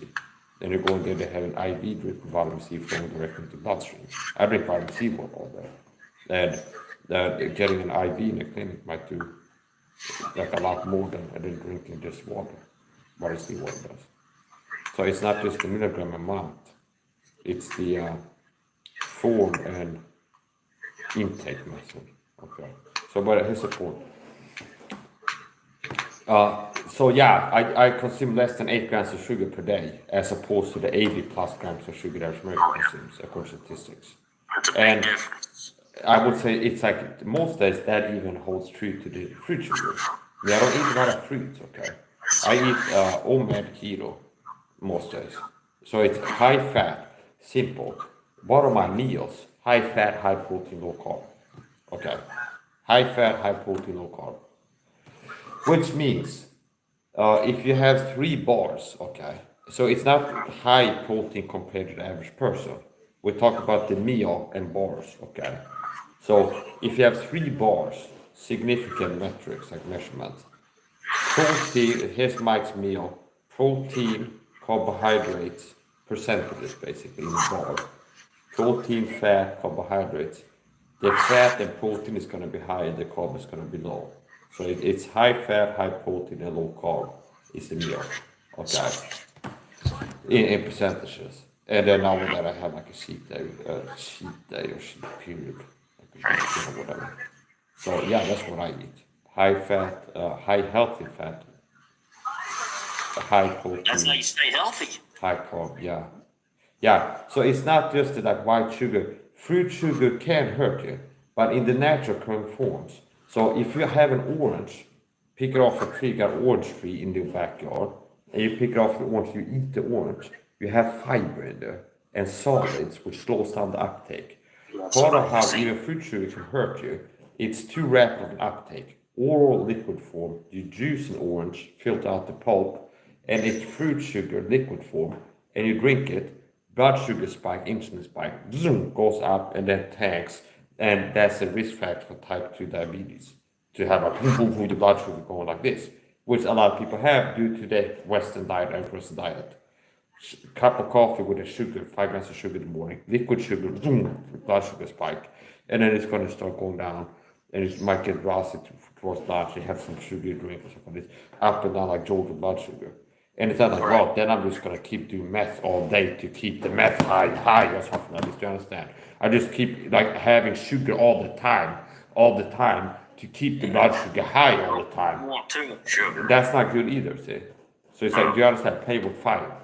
It's like, well, okay, see? It's like sugar, I look at it like a drug, okay? So it's not, well, if somebody's like justifying being a loser, doesn't even want to hear about sugar being bad for them. Because if it's bad, maybe they should stop some of this. Here's the point. So you can go, well, I eat breakfast, high sugar, insulin spike. Within like 3-4 hours, it starts tanking, you start feeling hungry. Sugar cravings masquerading as general hunger sense. I've decoded keto flu, by the way. Decoded that. It's no mystery to me. Okay. I demystify that. I see videos of health fitness like the keto flu. It's such a mystery. Oh, it's sugar addiction, masquerading as hunger. That's my theory, working theory. Sugar is a drug. I look at like a drug. If it works in the like working theory works. It works. That's how it works. Okay. People use it to state regulate themselves, to emotionally regulate. See, so people are like depressed to eat to feel better. They stress to eat to feel less stressed. See. It's like in the movies when they have some scenes of girls depressed eating ice cream. What is it? Okay. People use it as a drug. Somebody used to state manage themselves. Oh, I'm tired, eat. I'm sad, eat. I'm stressed, eat. See? So it's like a drug, okay? So in the behavior, it mirrors like drugs. People, like I smoke cigarettes. If I'm stressed, maybe I'll smoke more cigarettes. See? I'm stressed, smoke a cigarette. Smoke more cigarettes if I'm stressed, okay? So if I'm pissed, smoke a cigarette. See? Okay, so if you look at the behavior, you see addiction behavior with sugar. People eat incrementally larger doses. Okay, people get into eating dessert, they end up having dessert more, and they get fat, and they're getting fat because, and it's like obvious harm to them, and they keep doing it. So it can be a problem too. Yeah. But Mike, I'm a whiny bitch, you smoke cigarettes, and I got the card of a pro football or a boxer. Right. So it's like, why are you worried about my smoking if you would get winded quicker than me if you try to keep pace with my workouts? So what do you do if you're not a smoker to have worse lung performance than me? Okay, quickly put a biatch. So yeah, whatever I support. Yeah. Nice thing is, I don't smoke. That's good, don't stop. No. Yeah, don't stop. I don't recommend you to start. That's one of the few things I do that are not part of like my protocol recommendations. I mean, it's like, I have seen people do it because the nerves bad, but I guess it's not good to smoke even if your nerves are bad either. Do like a cigarette puff, like if your nerves are bad. I guess that's probably not It's good. not gonna heal your nerve endings if you got like damaged nerves. Yeah. Well, I got nerve damage in my right leg and I've been smoking like a madman and it didn't heal it. Yeah. Yeah. Yeah. Well, guess Yeah, no. If it confirmed. doesn't help your nerves, yeah, well, it's Science. that. Trust the science.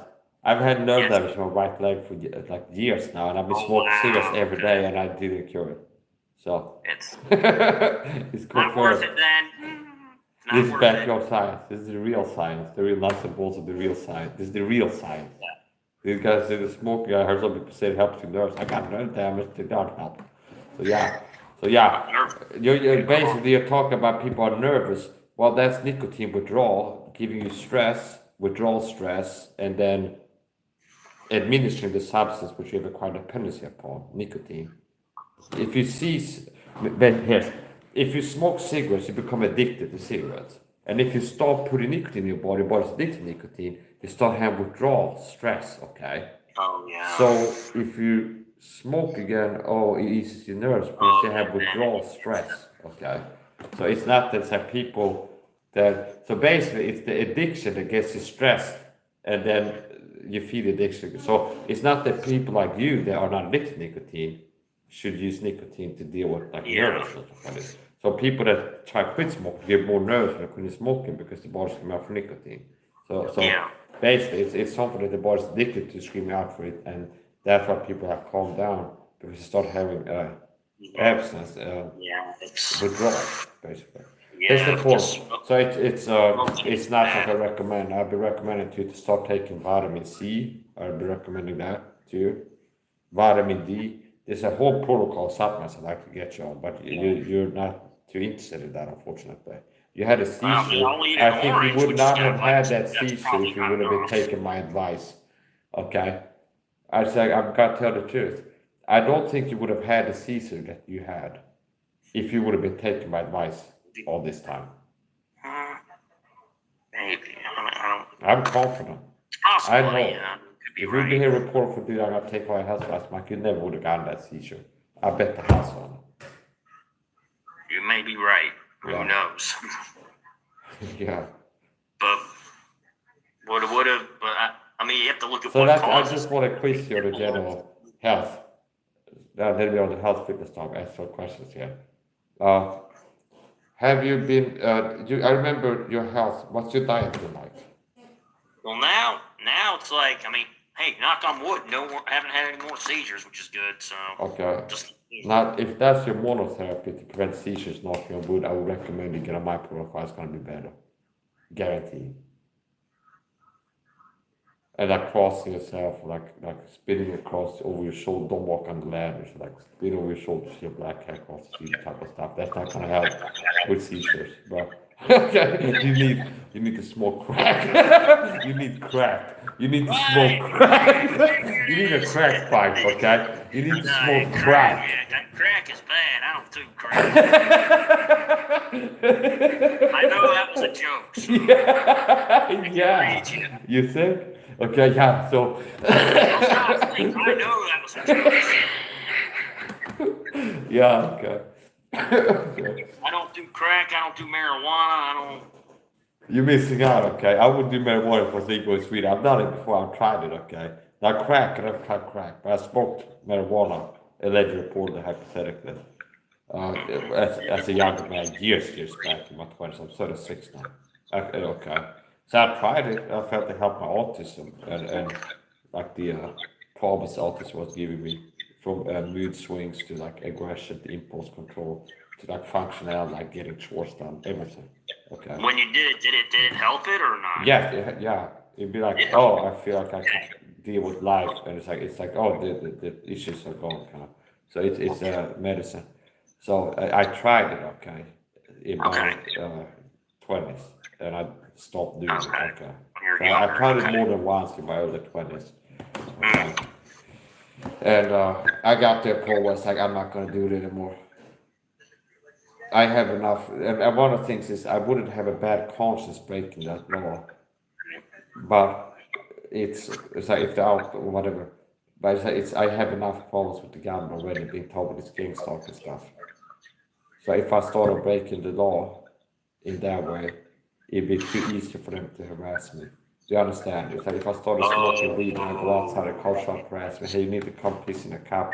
And if I was the guy actually breaking the law smoking weed, you have marijuana in your urine, And then they can be like, oh, that's why we keep pulling you over the time you're outside. It's because you've been smoking weed or something like this. Do you understand? So if they're already harassing me when I'm not breaking the law, imagine if I started breaking the law even a little bit when I'm in public, they would use that as a cover for action to measure me more if they wanted to. So I've actually had out in public, the cops have demanded I come to the station, piss in a cup and leave a blood sample. Like Rambo, they do first blood literally. The Swedish government drew blood of a saint of the Most High God, by force. Okay. So anyway, the point. Precious in the side of the board is the blood of the saints. It's the point. So, oh, we've got to test. So it's happened a few times when I was younger. I was walking, the cops were up and start harassing me like it's happened on my YouTube streets. I would think you're on drugs to come with us to the station. I never left a positive sample. So it happened at least 3 times the cops put me over there. We got to have a piss in a cup. And now one time did it come back like positive for any drugs. And then the cops have received your own drugs back. Then we think you're on drugs. We want to take to the station. Take to the station. Piss in a cup. Okay. And it comes back from the lab. There's nothing in there. And it's unprepared at the time too. So it's not that cops will next month you're going to come in and you can have some time to do something. No. It just happened a few times that it took me over wanted to have a piss in a cup. And never positive. So it came out negative, or? Yeah, positive means if you're testing for AIDS. A positive test means you found AIDS. Right. If you're testing for drugs, positive means you found drugs. If it's negative, it means there's no signs of drugs in the system. Okay. Yeah. So when you did, this was like when you did the urine, I'll say the urine in a cup. This was a drug test you did. Yes. Okay, and then when you did it, it came out negative. Yeah. Okay, gotcha. But they still kept doing them. I'm outside walking, the cops show up. Like on my YouTube, when they harassed me for live streaming, which is legal in Sweden. Oh, that is ridiculous. And we're like, oh, you're in public, we think you're on drugs. You're stressed and nervous. You're an autistic person being Listen, you're an autistic person out walking with social anxiety, cops are up harassing you, and that makes you more stressed.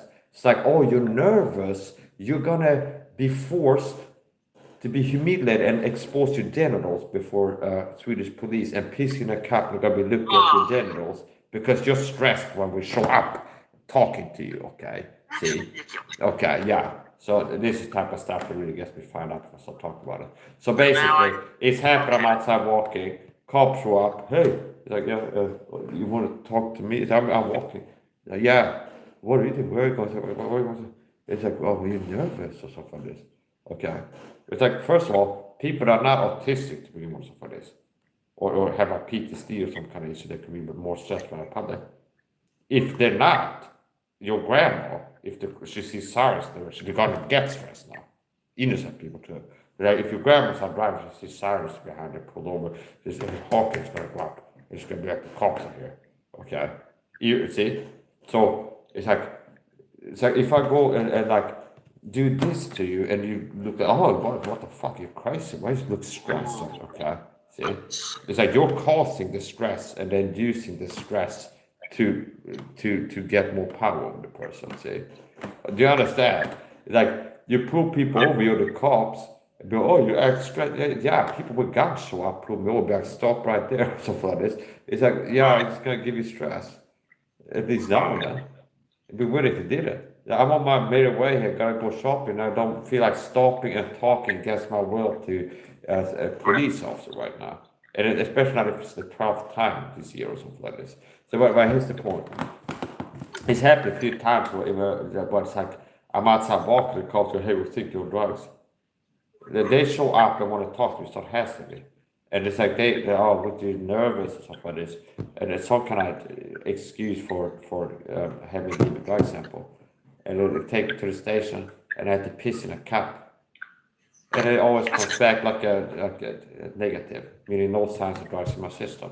So it's happened more than 3 times. I've been out walking cops right when I haven't piss in a cup. And none of them have been positive. And each one of them have been unprepared. Understand? I'm walking cops up, we're gonna piss in the cup. So if I was a guy who was doing drugs, why would not one of these unprepared tests be positive? See, if I was a guy doing drugs, because it's not like it's like you saw like star athletes stuff like this. Right. They don't go yeah. and call like, hey, John Jones, we're gonna check if you got steroids in your system Right. next Friday at lunchtime, so you can go like whatever, do some way to cheat the test. It's like they show up he's at a restaurant. You come, you got a piece of cup right now. Say, Right. okay, and you're gonna look at him doing it. So it's like this, you can't cheat that. See, so that's like government level. Like, do you understand? Like the gold standard of drug testing is the cops show up unexpected, wanted to leave a urine sample. See, okay, so yeah, and I guess that's in the record somewhere too. So, I'll say this, Mike. This was long before I knew you. I was back when I was working at Mellow Mushroom. you were working at what? I worked at Mellow Mushroom. This was Mellow long, Mushroom. Mellow Mushroom, yes. What is? I'm just curious. I wanna. Is that a fast food joint or a restaurant or a grocery chain? It's a restaurant, but they serve pizza there. They also serve like sandwiches, calzones. Okay, so it's a fast food joint. Kind of like, yeah. Okay. I will say I used to work there. This was years ago, and I was just walking to work, do my shit, and police just stopped me, and they searched me, and I had nothing, and basically So they let me did a go. stop and frisk on it, like they want to check the pockets and stuff, pat you down. Well, see if I had anything illegal, which I didn't, and they saw I was clean, they let me go. Okay. They didn't take me to the station, make me. Yeah, but imagine, does that make you feel stressed? No, I didn't get really stressed at all. I just cooperated. Like, hey, Okay. don't search me, go Now, ahead. if they would have gone like, hey, you gotta go into the room with us, open your zipper, show your penis and peanut cup in front of us, would that make you stressed? And feel maybe humiliated and violated? I mean, I would be like, you want me to? Okay, if you want me to really urinate, I'm like, I'd be a little But if I told nervous. you right now, hey, I wanted to pull, like, we gotta go backstage, I want to open your zipper, show your dick to me and piss in a cup in front of me. Would that not make you feel like uncomfortable to do that? I'd be backstage. I mean, I know you, but. Yeah, okay, no. Well, okay, I don't have to ask questions. I think it's something that it's, if you don't have a problem with it, you get your mental health, basically. Okay. Right. So. But I'm just saying. Yeah, like, if I a know. person does have a problem with that, they would have a mental problem. It's like, yeah, how long would that happen? But there would be something is wrong with you. Anyways, the point. So. I was just giving an example. Yeah, okay, yeah, but you got stopped and frisked once by cops, but they didn't. That's not the same thing. See, I don't know why you brought up that story. Well, because you were just saying what you were bringing, but I was saying, but I guess I was pulled up by cops too. But like I said, yes, you're correct. But the only reason I brought this up was I was just saying because I was, on my way to work at Mellow Mushroom. I had a job there, and I was on my way to work there. Okay. And you see where I'm going? I know it's strange, but yeah, I was like, pull over my cuff. Like, why am I having to pull over my cuff? I'm thinking this all to myself here. I'm like, okay, you want to search me? Go ahead, Not showing any nervous. They searched me. It's like, yeah, I was clean. They let me go. I know, weird. Well, I can make a joke that maybe you call your grandma on the phone and your grandma said, where you go? I'm going to Mellow Mushroom. Okay. And then like the FBI listen to you, be like, mushroom, the guy's gonna go to some drug dealer, get shrooms.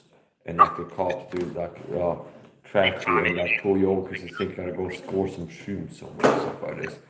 Okay, with like low level spying on the citizens. Next report, I believe that the government spies on everybody. Some people know you're being spied on. I believe that the Illuminati, deep state, they spy on everybody. They listen to everybody's phone calls, read everybody's emails. They're like drag fishing, they're capturing everything that's happening online. And then some people know because, for example, Todd videos know you're being spied on because they use what they get by spying on everybody to customize harassment for you and other stuff. But anyways, the point.